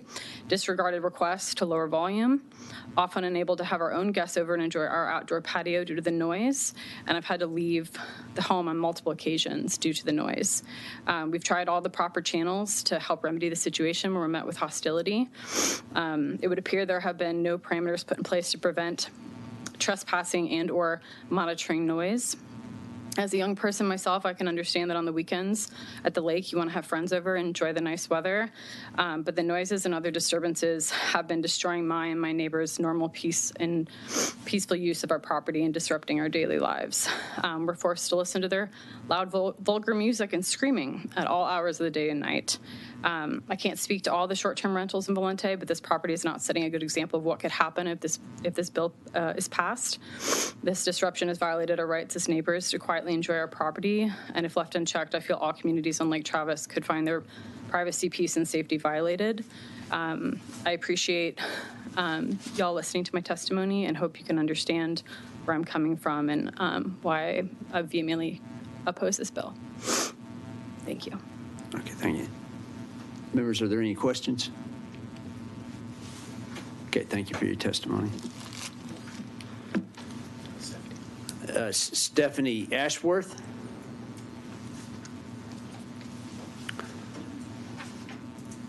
Go ahead and state your name and who you're representing and your position on the bill, please. Yes, sir. My name is Stephanie Ashworth. I'm here testifying on behalf of the Texas Neighborhood Coalition, and we are opposed to this bill. The Texas Neighborhood Coalition is a grassroots organization born with about a handful of us, but now we have about 15 chapters across the state of Texas with thousands of members in response to the short-term rental problem. So we are all committed to protecting neighborhoods by supporting local control. So we're opposed to this bill because it takes local control away from the city of Valente. And I think I would like to make a comment about how hard it is to get a citation. There's been a lot of discussion about getting citations. You have to have a police officer or a code enforcement officer, which is what I'm understanding from Mayor Blavelt's testimony. They just got their first code enforcement officer. So without a police officer willing to write a noise citation or a code enforcement officer citing them for over occupancy, I don't think code enforcement officers can write citations for noise in the state of Texas, but other trash, profanity, those kinds of things, that has to have a code enforcement officer or a police officer issue that citation. So citations are very hard to come by. And I'd like to make another comment about there seems to be some disdain that they didn't know that all these other properties were operating as short-term rentals without licenses. And that's because platforms like Airbnb, they don't put the address. You don't get the address until you book the listing. So it's a constant problem for code enforcement trying to find illegal listings because you pretty much do it by hand, or you get a complaint from a resident that's local that says, hey, I think they're operating a short-term rental. But regardless of what the issues are in Valente, that is for the city of Valente to solve. We think this is a local control issue. And another concern we have about this bill is a representative targeting a town in a district that he doesn't represent. And I think that maybe it ought to be made clear that Ms. Villanueva referred to you as her representative. So she is not a resident of Valente then. If she is your constituent, she must reside in Odessa or West Texas, I'm guessing. Is that correct? Mr. Chairman, may I be recognized? Yes, go ahead. No, thank you. I appreciate that. And no, even when I laid out the bill, Ms. Villanueva and her husband split time between the two communities, but I mean, you'll have to ask her where she, what she considers her domicile to be. But no, I fully acknowledge that I am an outsider when it comes to the village of Valente, and fully admit that and consider the Villanuevas to be constituents of mine in House District 81, but also acknowledge that they are tax-paying property owners in the village of Valente. But she referred to herself as a resident.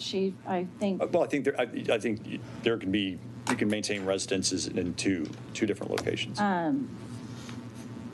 Yeah, maybe. But she referred to you as her representative. I just want to make that clear. I think we're all in agreement on that. Because I think what the Texas Neighborhood Coalition is concerned about is it sets an ugly precedent that a representative from another district can target little bitty village on Lake Travis and decide, file a bill that tries to usurp their local control.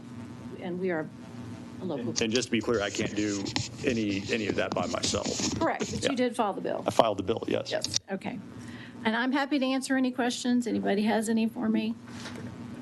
Okay, members, any other questions? Yes, go ahead. Yes, sir. Representative Bernal.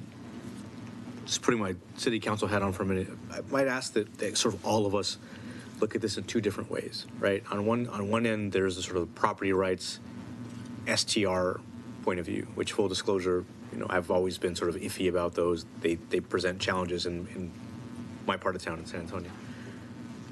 But the other way of looking at it that I think you might appreciate is the sort of due process part, right? Because I think this is less about, in my mind, STRs and more about the sort of thunderclap, the tension between, let's say, good or bad actors, right? Knowledgeable or unknowledgeable actors. I don't want to discount anyone's testimony, but then the sort of shifting, moving rules and punishments and consequences and regimes of licensing and permitting that seem to sort of fall in and out of sequence. And I think that's another way of looking at it, right? And so that's why I think you hear some people saying, like, if you're going to do something, if you're going to change things, then start anew, fresh with everyone, especially those that you've never heard of or operating otherwise. But I think for your point of view, for the interests that you represent, you would agree with us at least on that part, right? That yes, cities might have the right or ability to do X, Y, and Z, but whatever that is has to be done in a fair and equitable way. And if you're going to change things, once they're changed, that is a fresh start for everyone. Not we're going to do something new here, but look back for this particular instance.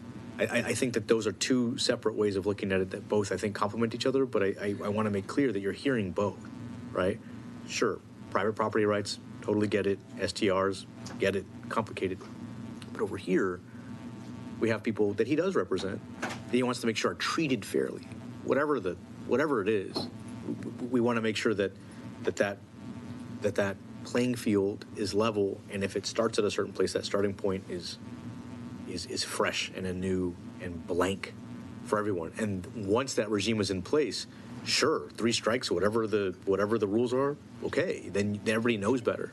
Well, I think I'm missing the point about starting over. I'm not sure where that's coming from. Well, I think that about 80% of the testimony we heard was about things changing in short order, and there sort of being a new way of operating and doing things. You yourself said that there's a new code compliance officer. I don't think that came out of nowhere, right? Well, they hired one for the first time because they probably need to now.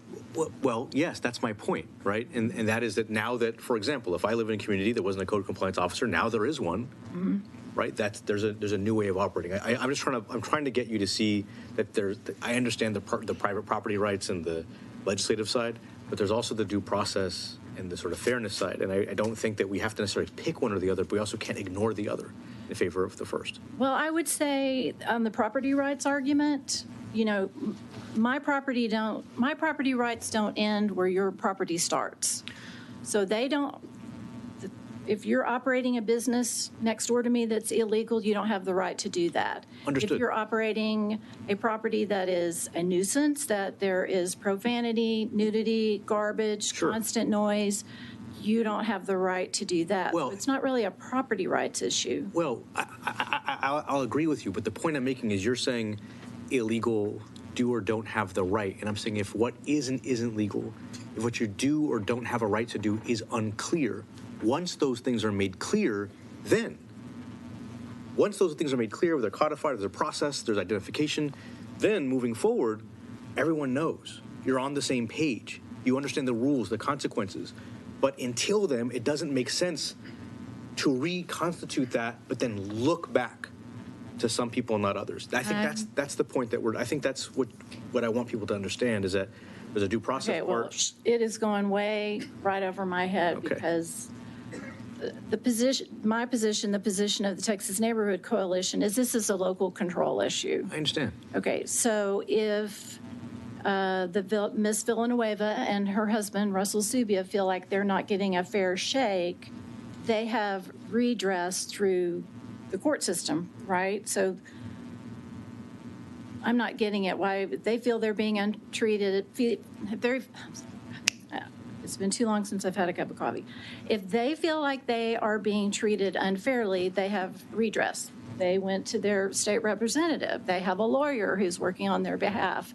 I'm not understanding why the village of Valente has to go back and start their whole short-term rental ordinance over again. Okay, well, I understand your point of view, and I'm really not trying to argue with you or pin you down or put you in the corner. No, I have been involved in this issue for 10 years. I have a lot of Okay, so in my short 40 minutes of it, at least in this area, okay, the sense I get, I think that one of the main points that the chairman made was that there is a regulatory regime which is not implemented with fidelity that is now getting shored up, right? With new rules, with new people, with third-party operators helping out. And so the only point I was trying to make was that if that's the case, then it gives everyone a chance to start anew, to start fresh, to look at things with fresh eyes, with new rules.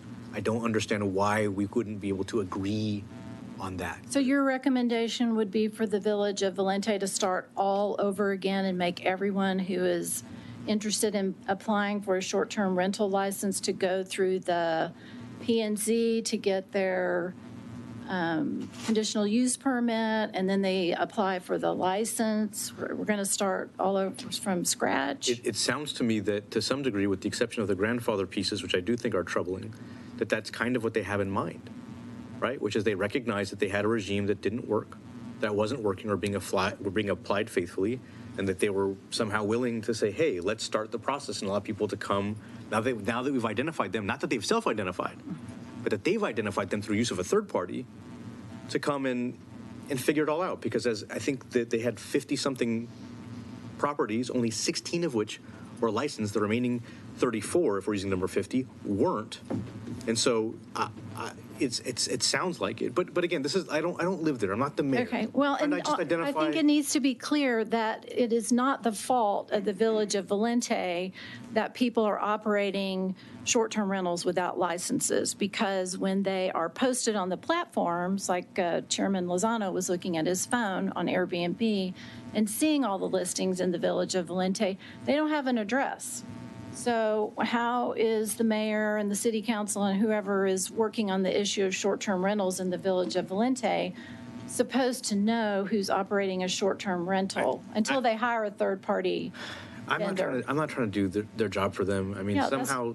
You just made my point. This is a local except that the issue. chairman somehow figured it out in 3 minutes, right? The chairman pulled up his phone, did a search, and was able to identify a good Did he identify specific addresses? Did he say, hey, guess what, 32 Pearl is operating as a short-term rental? I don't know how he finds out. All I'm saying is that He just identified the number, but you can't identify the specific address that's operating a short-term rental. Is there a picture of the house? This place sounds about as big as my neighborhood. I'm pretty sure you can figure it You out. still have to do it manually. You still have to look at the, I mean, I don't want to be argumentative with No, it's you, fine. Representative Bernal, but I think you all need to have a clear picture of how tough it is, how tough regulation is. I understand. That there may be a picture of the house, but it could be the quaint side yard. I'm just saying, don't hold it against them that they do not know all of the short-term rentals operating in their village. I understand, but I'm saying, given that limitation, you then should not use the regulations you do have as a hammer if you're not prepared to wield it properly. That is exactly my point. You cannot walk around with a hammer that size if you're not prepared to use it fairly across the board. If you don't have the tools to do it, then you shouldn't do it. All I'm saying is it sounds like they're acquiring the tools and the methodology to do it, at which point there should be a fresh start. That's the only point I'm trying to make. I don't want to argue with you. I think we sort of see where each other's coming from. No, I don't see where you're coming from. Can you identify this hammer? No, because I think that the permitting process, the licensing process, the 3 strikes, the consequences, that is the hammer I'm talking about. Okay. I'm talking about consequences. You should not be in a position to assess consequences to people randomly, specifically if you don't have a full picture of what the field is. All I'm saying is it sounds like they're getting in a position to do that. And since they're in a position to do that, they should then not look back, but start anew. Okay. So it should be the business of the Village of Valente to regulate their land use, their zoning, and write their ordinances that protect all of the citizens. I agree. Okay, that's our position as well. Right, and to the extent they do that in an unfair, uneven, unequitable way, then it becomes our job. That's the point I'm trying to make. And I'm trying to see where they've been unfair and inequitable. Okay, thank you. I really appreciate the back and forth. Okay. I actually like it, but I don't want you to take it personally. We're good. Thank you. I like it too. All right. So any other questions? Yes, Go sir. ahead. Thank you for coming and testifying today. Yes, sir. We have several bills that are coming before our committee that deal with short-term rentals in all different shapes and fashions. There are other committees that have short-term rental bills before them. So my question to you is, considering your background, do you have any recommendations on how the issue should be addressed? I heard you say local control. So you would say, however many cities we have in the state of Texas, everybody can have their own scheme? Mm-hmm. Okay. Because what I've heard is some are resolved administratively. You just go in, fill out your application, and then they know to collect hotel motel tax from you. Some go to the P&Z level, some go to city council level. Some have appellate process where if you think you're wrongfully denied your license or ability to do it, then you can go through some other administrative process. Some charge fees, some don't charge fees. Some appear to be very reasonable in their approach. Some appear to be very unreasonable in their approach. So the boil that we're getting here at the Capitol is there's a big problem. And so we're looking for guidance in saying, my perception is, if the answer is 100% local control, that's not working. So we're thirsty for constructive suggestions on how to make it better than what it's than it is right now. Because right now, it's a big bowl of spaghetti. Well, I guess you'd have to give me some examples of where it's not working. I mean, some cities don't have short-term rentals of any kind. Okay, you're missing my point. I'm not going to give you examples. Okay. I said we have been presented many bills. Other committees have many bills. We have a problem. Do you have any recommendations Yes, on how to address the situation? locally. Because every city in Texas is unique. They have unique needs for land use and zoning. And the people who live in that city are the ones that need to address those issues, working in conjunction with their locally elected officials. I think, particularly in Texas, with our wide variety of locales, you can't have a one-size-fits-all law regarding short-term rentals. I mean, that's a one-size-fits-all law regarding land use and zoning. And how would you, Fort Worth just went through their short-term rental ordinance. They have an ordinance that works for them. That's not going to work for Galveston. Marfa is working on having a short-term rental ordinance in their town. Plano is very upset and very angry and have 50, 75 people showing up at their city council trying to get their ordinance locked down. So I don't see how the Texas legislature could resolve all those myriad and multitudes of problems and issues. That it really needs to be the people living in the town in conjunction with their local officials. Do you appreciate the fact that cities are a creature of state statute? Yes. That the legislature creates the rights of cities. And cities' rights are not unlimited. And it is, as you just mentioned through your litany, you're recognizing there are problems out there when you got 75 mad people come down to city council. So my perception is leaving status quo isn't going to solve the problem. I'll give you a perfect example. A number of cities wanted, for instance, were anti-fracking. Passed an ordinance, can't do it. Texas Supreme Court says you can't do that. Okay? That is a regulated activity, oil and gas, and those rights come from a different body than the city council. So there's all kinds of activities. There's a city right now that wants to prohibit veterinarians from declawing cats because they're pet friendly. Well, you know, veterinarians are regulated medical professionals.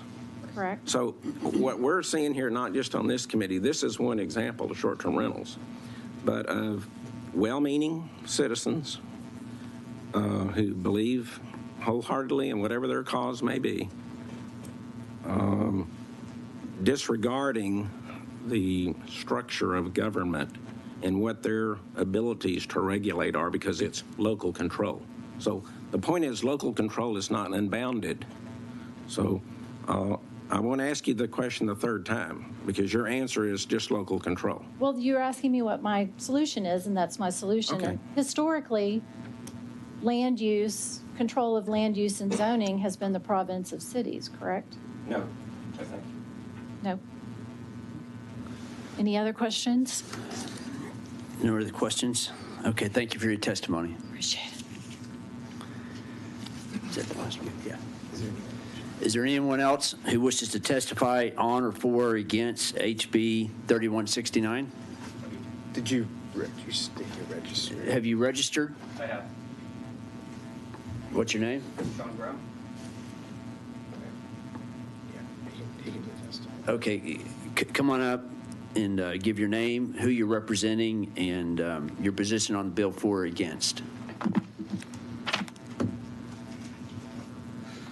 Hello, my name is Sean Brown. I'm representing the Village of Valente as a city council member, and I oppose this bill.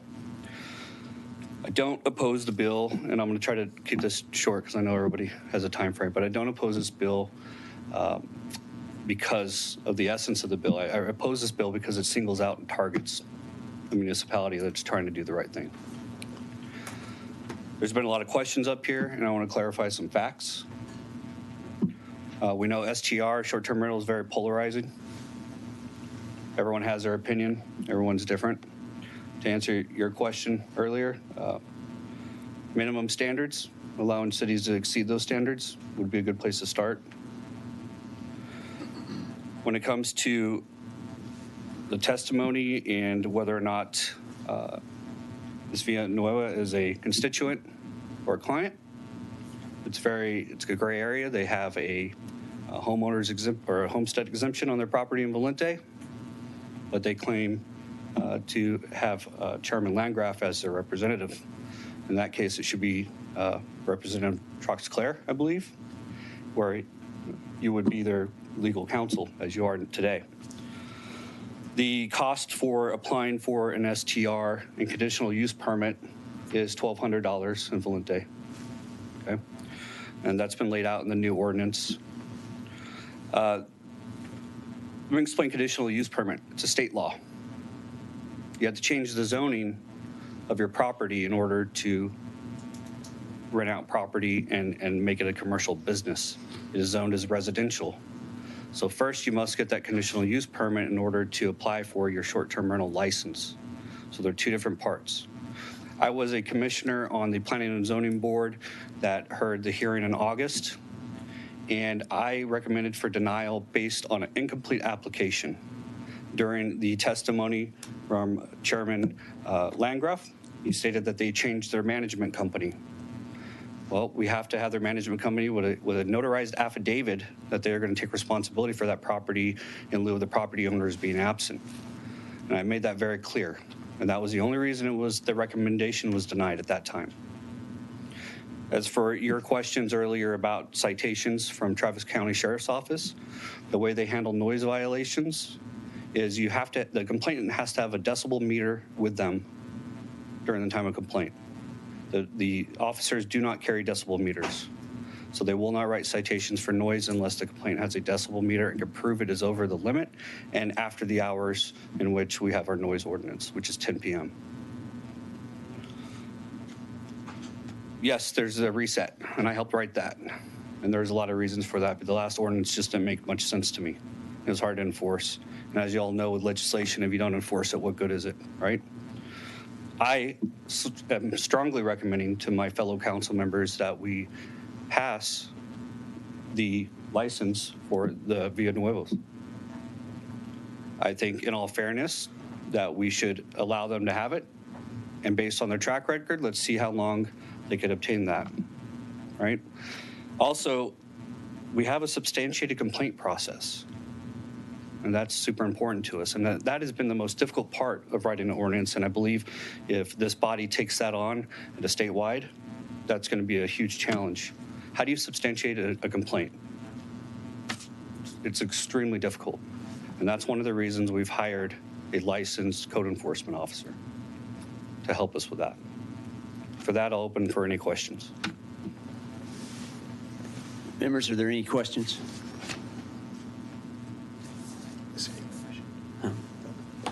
Okay, there isn't. Thank you for your testimony. All right, thank you. And is there anyone else that wishes to testify on, for, or against H. Bill 3169? I didn't register, but He needs to register on the kiosk. You need to register outside on the kiosk. Can you register right here? Do we have time? He can. Okay, come on up.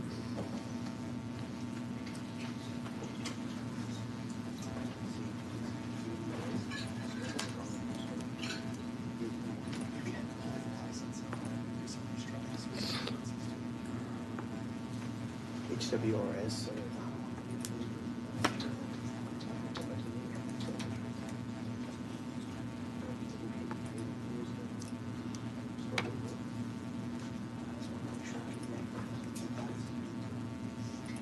Do I need to say anyone else wishes to testify on the bill?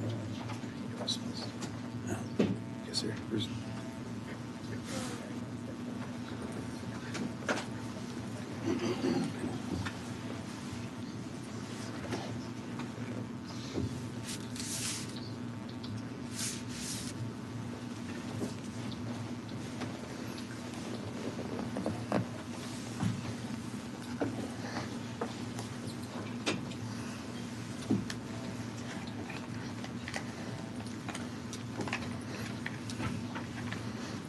Waiting on that guy to register.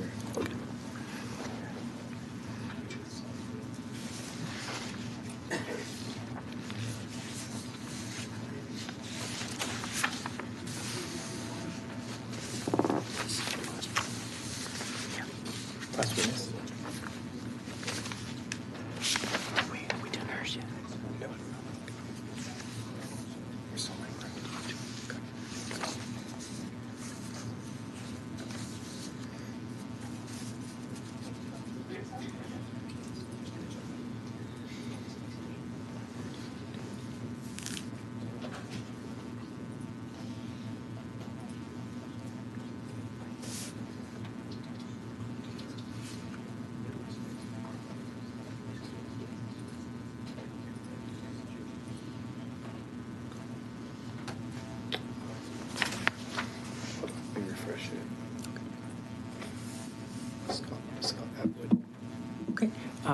Chair calls Scott Atwood. Thank you for being here, Mr. Atwood. We show you as registered as Scott Atwood, representing yourself against the bill. Is that correct? Okay, yes, sir. Go ahead. I live next to the Subas, or whichever name you want to use. Against, I'm sorry, you live next to who?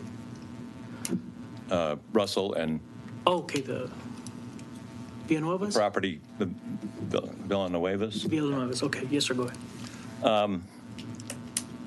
When they moved in, they were nice people. I went over, talked with them, stuff like that.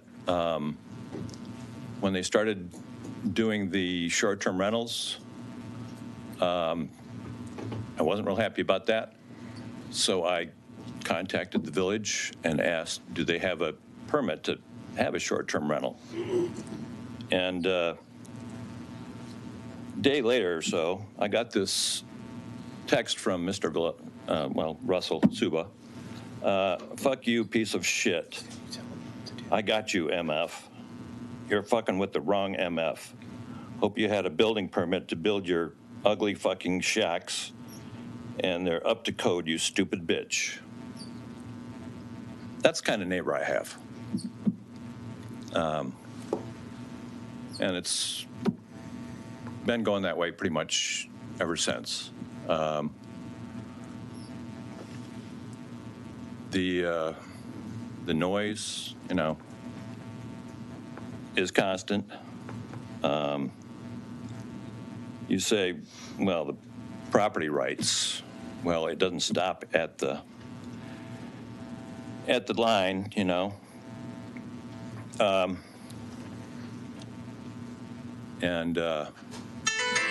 oh, well, we could talk over this, and if you want to listen to this all hours at night, that's fine. But sometimes I like to sleep. So if you want music going on, you just come over to our house and listen to the rentals.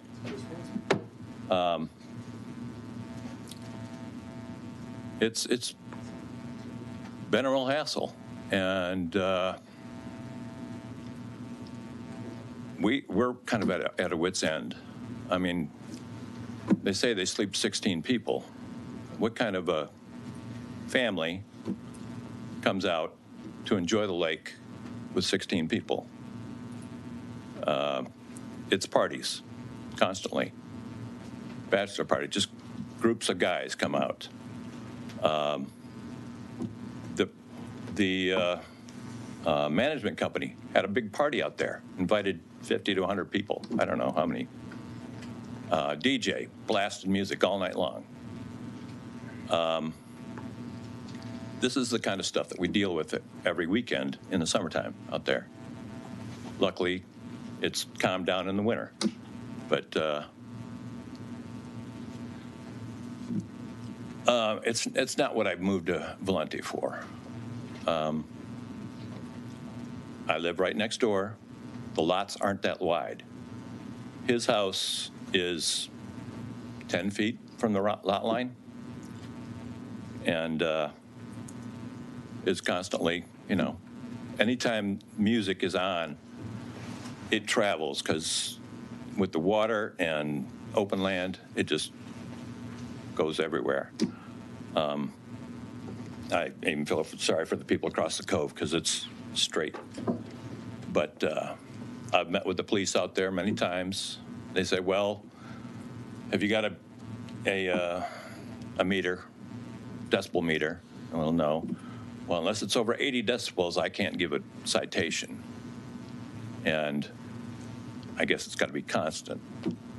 So unless you can walk right up to the speaker and put it on it, you're going to get music, yeah.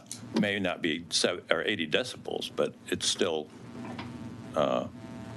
irritating, so to speak. Plus, just the disregard for the neighbors. We've had games being played over in their yard, and they throw stuff, and it lands in our yard. They walk around the fence and go grab it and go back, and just constant cussing and and disregard for anybody that besides who's ever paying. I'm sure he's making a great living, getting $10,000 a weekend for renting the house out, but we're paying the price for it. We tried to talk to him. He said, "Hey, talk to the property manager or my attorney," and we just got tired of getting the runaround. We've talked to the property manager. He says, "Well, you just want me to turn off the music completely, don't you?" I said, "Well, that would be nice." He said, "Well, that's not going to happen, so take it up with our attorney." That's about all I got to say. Any questions? Members, any questions? No, sir. Thank you for coming, sir. That's the last one. Yeah. Is there anyone else wishing to testify on, for, or against House Bill 3169? Hearing none, the chair recognizes Representative Chairman Landgraf to close. Thank you, Mr. Chairman. We spent a little bit more time on this than I was expecting, but I appreciate all the thoughtful comments and perspectives of the committee members. And I'll also appreciate everybody who testified. Valenti officials, I know you don't get paid anything to do this, and y'all do have a wonderful community. I've been through there. I understand I probably won't be handed the key to the city anytime soon as a result of this bill, but I do appreciate the conversation that's going on. Representative Bernal, I think you had a great point. I think if there's one way to encapsulate this, there are a lot of strong opinions about short-term rentals, but I think what we're really getting at here is a process, making sure that there's a process that works well for everybody, that balances the community interest with the rights of the property owners. I do want to be very clear, Mr. Chairman, just because it did come up in a little bit of the testimony, that activity that's illegal today under this bill would still be illegal after its enactment. This does not diminish the municipality's ability to regulate the health, safety, or wellness of the residents or anything within its jurisdiction. This just has to do with the enforcement of the permitting process with regard to short-term rentals. So if illegal activity is taking place, it needs to be cracked down upon, and that can still be enforced. And so I understand that those issues can become conflated, but I think from a lawmaking perspective, we need to keep that separated as well. So, Mr. Chairman, really appreciate the opportunity to lay out the bill and ask a few questions. And unless there are any questions from you or the committee members, I close. Members, any questions? No, sir. Thank you, Chairman. Thank you. Okay, with that, the chair is going to withdraw the sub to House Bill 3169, and we'll leave House Bill 3169 pending at this time.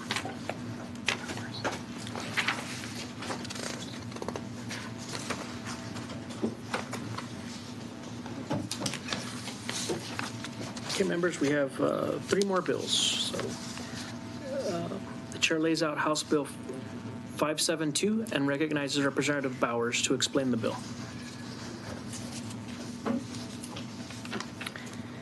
Thank you, Mr. Chairman and Vice Chair. Thank you, members. I just want to say that the proverb, patience is a virtue, means a lot to me, and you all have it, and I do as well. So I appreciate knowing that I serve alongside members that believe it is a good quality to be able to tolerate something that takes a long time and to really find the solution. So thank you for the work that you do. And now I will say again, thank you, Chairman Lozano and Vice Chair Gates and members of the committee for the opportunity to lay out House Bill 572 today. House Bill 572 relates to the confiscation of packaged, unopened fireworks by a municipality that regulates fireworks. We've been here once, and we're back this session to have this bill heard again and in a different way. In an effort to resolve the ongoing issue of illegal fireworks usage, I worked with the City of Mesquite to file this bill. It's a refile, as I mentioned, and currently, although municipalities are permitted to prohibit or regulate fireworks usage, officers may not confiscate packaged, unopened fireworks for any reason, even if they are in the possession of someone using fireworks illegally. When officers are called to investigate illegal fireworks use, they are limited to confiscating only open fireworks packages and are required to leave any unopened packages behind. Oftentimes, individuals continue to illegally shoot fireworks after the officers leave, which leads the officers to having to return to the scene. House Bill 572 amends the local government code to ensure municipalities can confiscate all fireworks if an individual uses them illegally within a city where they are not allowed.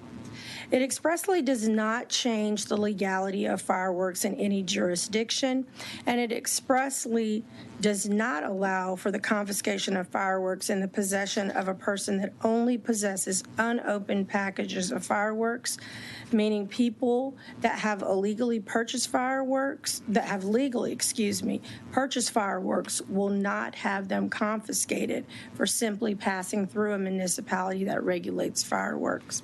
House Bill 572 is an opportunity for us to streamline this task for our officers and simplify this process for municipalities. I believe the city of Mesquite, they have been very patient, and thank you for being here to testify in support of this bill. Again, this is a refile, so we've come back with the concerns that were addressed last session. And so I'll be available for questions as always. Otherwise, I reserve the right to close. Great. Members, any questions? Okay, we'll let you reserve the right to close. Thank you. Okay, members, we have one witness. Two witnesses. Chair calls Clifford Kelly. Mr. Kelly, we have you registered as Clifford Kahili? Kahili, very good. City of Mesquite City Manager on behalf of the City of Mesquite? Yes, sir. Okay. In favor? In favor. Okay. Yes, sir. Go ahead. All right. Chairman and committee members, thank you for the opportunity to be here today. My name is Cliff Kahili, and I'm the city manager for the City of Mesquite. On behalf of my city council and the residents that I serve, I'm here to support House Bill 572. House Bill 572 adds clarification for confiscation of fireworks by municipal governments by ensuring officers can confiscate all fireworks in possession of individuals using them illegally, including packaged fireworks. Under current law, if a police officer witnesses an offender fire off an unsafe, prohibited firework, the officer may only seize the fireworks that are unpackaged. In other words, an offender opening one package at a time can avoid seizure even in the middle of breaking the law.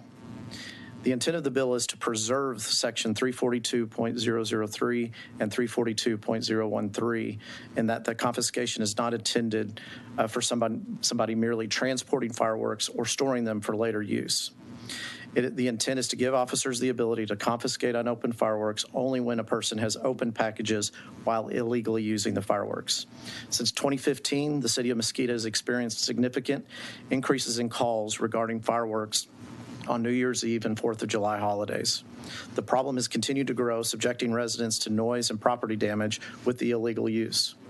Additionally, we have numerous veterans suffering from post-traumatic distress disorder who are subjected to a constant barrage of fireworks several nights a year. The City of Mesquite expends over $15,000 of public safety overtime cost each year on these holidays to meet the call demand and attempt to investigate concerns. On July 4th, 2022, the city had over 700 calls for service for illegal fireworks and confiscated only 14 pounds of illegal fireworks. This confiscation would have been greater with the ability permitted by this legislation. On behalf of Mayor Daniel Alleman and the Mesquite City Council, I appreciate the opportunity to present to the committee. This is a health and safety concern, and we need to remove the fireworks from those who use them illegally. Thank you for your consideration. Okay. Members, any questions? Thank you, sir. Thank you. Chair calls Chester Davis.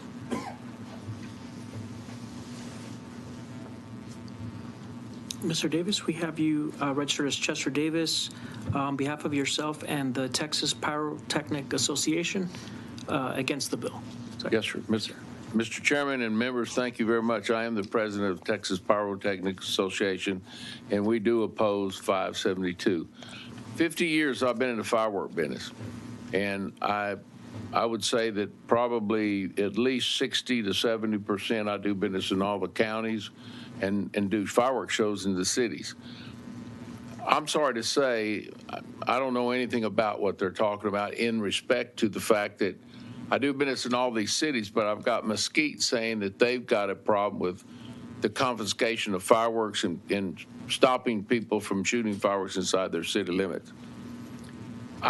If I would have known that this issue was happening, I could have helped with the problem possibly. But the fact is, if I'm only having it in one place in a state as large as Texas, there's not a whole lot I can do about it.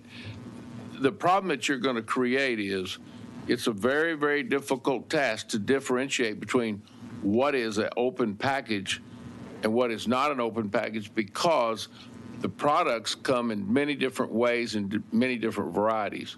The biggest fireworks don't even come in packages. They're singularly, by themselves, one item.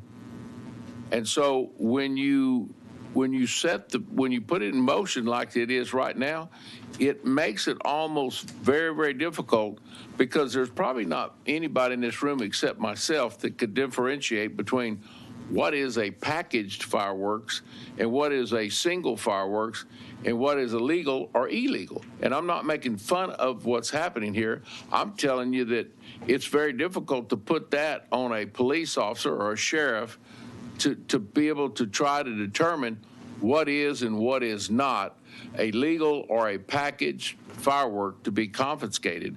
And so for that reason, I can't. You're asking me to say it's okay to make citizens unlawful because they shoot some fireworks, but they can't pick up only the packaged fireworks when it won't work. I mean, I'm just telling you straight up. Isn't this bill just trying to take that choice away? Like, basically, if there's someone breaking the law, then this bill would allow the law enforcement to take everything that person has? Well, it's the way it's been for 50 years, my whole life, since I've been in the firework business. When someone drives up to, you're watching somebody shoot fireworks and they're doing it illegally, it's an illegal activity. And if the fireworks are involved, they have the right to take the fireworks. Now, I'm going to tell you, I don't know where they're going to store them, because that becomes another issue that makes it legal or illegal if they're storing them correctly or not correctly. But for the most part, I just have not heard of the problem, okay? And that's what I'm saying, Mr. Chairman. If I thought that was an issue, then the TPA, or the Texas Pyrotechnics Association, would be all over it trying to fix it so that we wouldn't have this issue today. And I'll answer any questions. I know y'all have been here all day, and Okay. Members, any questions? And I thank you all. Thank you, sir. Thank you, sir. Is there anyone else wishing to testify on for or against House Bill 572? Hearing none, the chair recognizes Representative Bowers to close.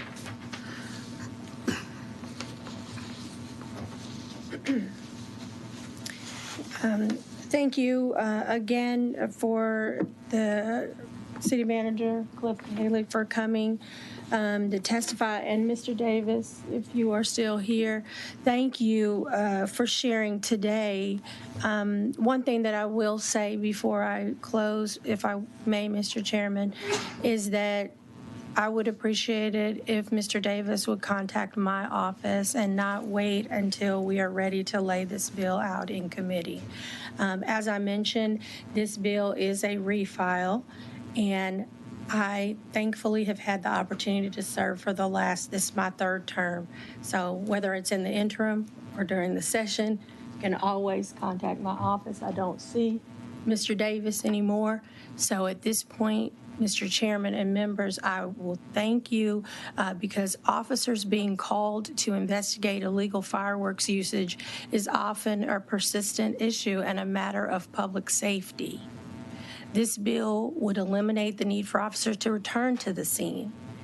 as you said, Chairman Lozano, after already investigating the use of illegal fireworks, making it easier for them to enforce municipal restrictions and keep our community safe. And that is really what we're trying to do here. We're trying to streamline the process.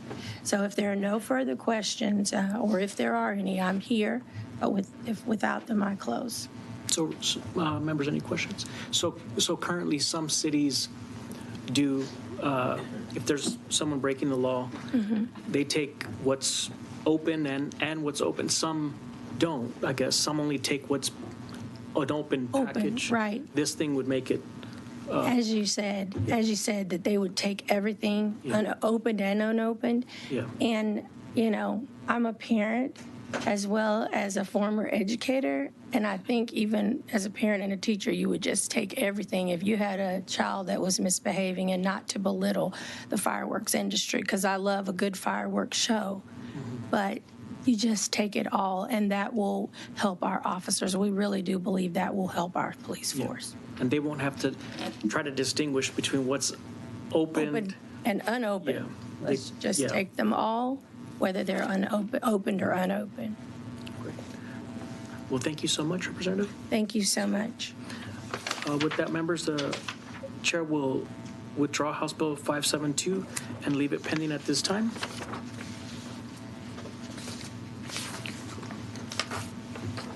Charles. The chair lays out House Bill 4550 and recognizes Representative Cunningham to explain the bill. The chair lays out a complete committee substitute as well.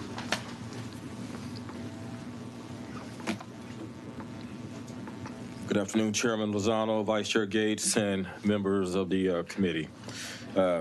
Once again, thank you for allowing me the opportunity to present this House Bill 4550 before you. Each year, the Texas Department of Housing and Community Affairs issues a new qualified application plan, better known as QAP, that sets forth baselines criteria that all low-income housing tax credit applications must meet. The QAP also establishes criteria by which 9% of credit applicants can earn extra points, such as agreeing to longer affordability of terms or providing tenant services. Concerns have been raised that annual charges to the QAP for tax credit programs significantly impact the competitive nature of the applications and impact viable sites for affordable housing opportunities. It's been noted that months of feasibility analysis and vetting are at risk due to the timing requirements and annual modifications to the plan. Additionally, there is concern that the acceptable costs per square foot for developments are not adjusted to reflect inflation. Given recent market forces, including the rise in inflation, the TDHCA board needs to adjust the acceptable cost of a development by square foot. HB 4550 seeks to address these issues by changing the frequency with which the governing board of the TDHCA is required to adopt a QAP and a corresponding manual for the low-income program from at least biannually to biannually. By doing so, we can increase the time that developers have to find and consider appropriate site locations and grant the TDHCA, more time to thoughtfully establish the QAP criteria. Do I have some resource information here if need be? I want to thank you for the time and consideration. I reserve my right to close, Mr. Chair. Okay, we'll let you reserve the right to close. Members, any questions? Okay. Chair calls Sarah Anderson. Thank you for being here, Sarah. We show you registered as Sarah Anderson, representing yourself for the bill. Yes, thank you so much. Again, my name is Sarah Anderson, and I am here in favor of the bill, and I'm representing myself. I am a tax credit consultant, so I work with developers and work every year with the department when it comes to putting together the QAP. So the QAP are the rules that dictate the tax credit program, and we've always struggled with the compressed nature of the timeline of the rules. We work all year on the rules with staff. They are signed by the governor, it must be signed by December 1 of the year. And within a month, we have our pre-applications due to the state. So what happens is we don't really know the rules until a month before we have to actually turn in applications. So not only is it a problem for us, the scramble that can happen with rule changes that affect site scoring, we end up having to go to cities very late in the process asking for support and other things. So if we had rules that went longer, had a longer time frame, it would allow for developers to spend a lot more time working with the cities and getting support and letting them know what's going on. So I'm very much in favor of the concept. I would like to bring forward that by putting forward a restriction that the entire QAP is only looked at every 2 years, takes away a little bit of flexibility of the department to address any emergencies that could happen.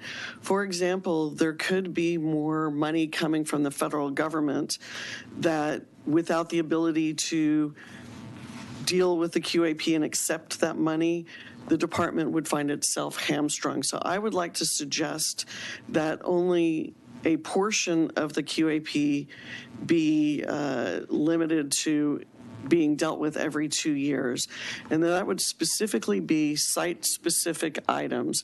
Those are the scoring items that determined the scoring for sites. And that would help us give the communities plenty of time to work with developers and get support, and would leave open any anomalous things that would come up and allow the department to address any emergencies that could come up related to policy. So I know it's a little esoteric discussion. I'm here to answer any questions you may have. But in general, the idea of the bill is great. I just think that leaving some flexibility to the department to fix any problems that could come up needs to be in there, but being able to identify items that are long lead items and site specific would be great to have a 2-year time frame, and for us not to be rushing things through the cities because we don't know the rules until it's too late. Okay, great. Members, any questions? Okay. Thank you so much. Thank you so much. Is there anyone else wishing to testify on for or against House Bill 4550? Hearing none, the chair recognizes Representative Cunningham to close. Thank you, Chairman Lozano, Chairman Gates, and members. The goal here is really all about feasibility and efficiency. Once again, I want to thank you for allowing me this opportunity to present this bill before you today.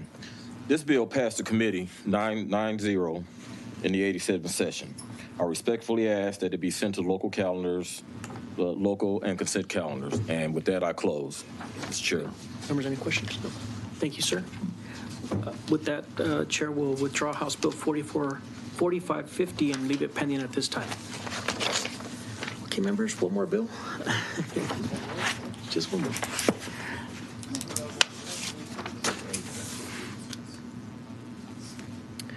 Chair lays out House Bill 3844. Members, thank you for your patience today. This is my bill, and the purpose of this layout is intended to be a discussion of public improvement districts and to hear from representatives in the industry on changes they would like to see in statute. There are different opinions on how public improvement districts should be organized, how they can be improved, and I look forward to hearing from all sides on this legislation. Members, I believe we just have one witness. I'll reserve my right to close unless there are any questions. Okay. Chair calls Ross Martin. Thank you for your patience today, Mr. Martin. We show you registered as Ross Martin, representing Winstead PC, in favor of the bill. Is that correct? Yes, sir. Thank you, Mr. Chairman and members. Thank you for your patience today, and thank you for the layout. I'm Ross Martin with Winstead PC. I'm registered for the bill, HB 3844. I've worked on public improvement district transactions, been an attorney since 2007 on all sides of the transaction. We have a bill today which is a technical bill in nature that provides a lot of clarification to the bill. As we've utilized this public improvement district tool more over the years, we keep finding new ways to improve it. And I think importantly, what we've done with this bill that we're presenting is to get input from all the stakeholders to the transaction. We had input from the issuers of the bonds, cities and counties, underwriters of the bonds and their counsel, developers and landowners and their counsel, and also importantly administrators that deal with issues of assessment and disclosure after the fact. So all these parties have provided input on those. All those parties are represented here today with other folks who are here who have signed up to in favor of the bill and are also available to answer any questions. And I'm available to answer any questions. So, it touches on, issues of contiguity of tracks, in a development, what can be financed within the development, making sure that disclosures are recorded so they're picked up in title, and other clarifications of that nature. So there's quite a few things in here, and I'm available to answer any questions. Yes, Representative Bernal. Exciting stuff. It is. Me, it's exciting. Not now. Yeah. But at some point, if there's a one-pager, because we've got PIDs, TERS, TIFs, well, MUD I get, but I was just, at some point, it may be something that explains the difference. I get them confused, right? There's TIF, TERS, PID, there might be one other one. But these are, the utility ones and the water ones I get. But this one is about, it's like an overlay and then allows the money to sort of stay in one place and then use the increment to do more in that one place, right?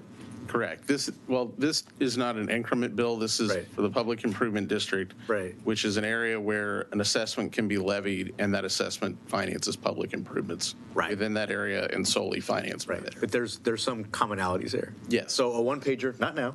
Yeah. Helping us distinguish because we hear about them a lot and I get them confused. Thank you. Yes, Representative Tupper. I should know this probably. I'm familiar with PIDs, but I'm not sure how they're formed. Are city councils forming them now? Is that? So they can be formed by a city council or a county commissioner's court by petition of the landowner. So the landowner provides a petition, more commonly cities. The landowner provides a petition to the city. The city creates the public improvement district. It is a city-controlled entity. It is not a separate political subdivision. It's an area within the city or its ETJ. And then the city can, after notice and hearing, create that district after they receive the petition, and after further notice and hearing, levy an assessment for public improvements within the district, either secure bonds or provide reimbursement for them. And how would this change? So what we're doing with the bill is we're just changing the way that some of these mechanisms operate. After we've done several hundred of these transactions and seen all these different types of districts and how they've been created and used, there's a lot of clarification in here on, the types of improvements that can be financed as part of one of these developments, on recordation of the service and assessment plan, so it gets picked up with title. We see that quite a bit. With the contiguous nature of tracks, like right now, the tracks have to be contiguous. So there's a lot of moving around to try and figure out how to get them contiguous and going down right-of-ways when they're all part of a development. And yeah, they may be separated by, small tracks, but they're all part of one thing. Right. So it's clarifications like these. And that's, again, why we went to all the stakeholders to get input on this, so that we're coming to you guys with something that everyone agrees are valid clarifications. So is this really kind of a little bit of administrative cleanup, would you say? Yes. One other question. I'm not aware that ETJs ETJs are for plating and signage regulation. I'm not aware that they have any PIDs. Is that something the developer forms in anticipation of an annexation, or how would that work? So you can create a PID in the ETJ, and you can, the PID can operate exactly as it does in the city. It's pretty rare that one is created and operates within the city. There are a few, and it's usually in the city or the ETJ? In the ETJ. They're usually in the corporate limits of the city, right, or they're created in anticipation of coming into the corporate limits of the city. So normally if you have an ETJ property, the city is saying, come into the city and annex, and then I'll create the PID and finance the improvements. There are a few examples of PIDs that exist and continue to be in the ETJ, but they're rare. Thank you. Great. Members, and Vice Chair Gates. Is this a legislation to change going forward all PIDs, or is this to a specific one? No, this is to all PIDs. To all PIDs. And how is this different than a municipal management district? So a municipal management district is a separate political subdivision of the state and has its own board. It can either be created by special act, which you guys will see later on in the session, or it can be created by the commission using Chapter 375 of the Local Government Code, and has a variety of powers. A PID is created by, let's just say the city, created by the city. The city council controls the public improvement district. It's not a separate political subdivision, and it exists only to levy the assessment and finance the public improvements. So how come the city just doesn't do it themselves? Why do they have to create a PID? Because it creates an area within the city, and it requires landowner petition. So the city can't just go out and do it. They have to get the petition of a majority of the landowners in order to do it, and they have to hold public hearings on it because they're levying an assessment solely in that area, and they have to define that area because they don't want to pull in people that don't need to be assessed or don't want to be assessed. They want to have some consensus there and then levy those assessments for the public improvements. So before you can create it, you actually have to get a majority of the property owners in that district to sign a petition agreeing to be in that? Correct. You have to have a majority of land and value to petition the city to create the PID.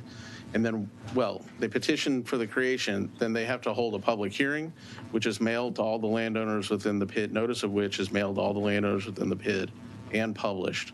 So they hold a public hearing on the creation, then they hold a second public hearing on the assessments. So there's opportunity for both petition and for public. But do you have to get signed petitions agreeing to be in this PID, to be assessed? If you have $1 billion that's in this area, do you have to get at least 500 million of property owners to sign on the dotted line to be a part of this? Yes, you have to have the majority of owners of both the area of the land and the value of the land.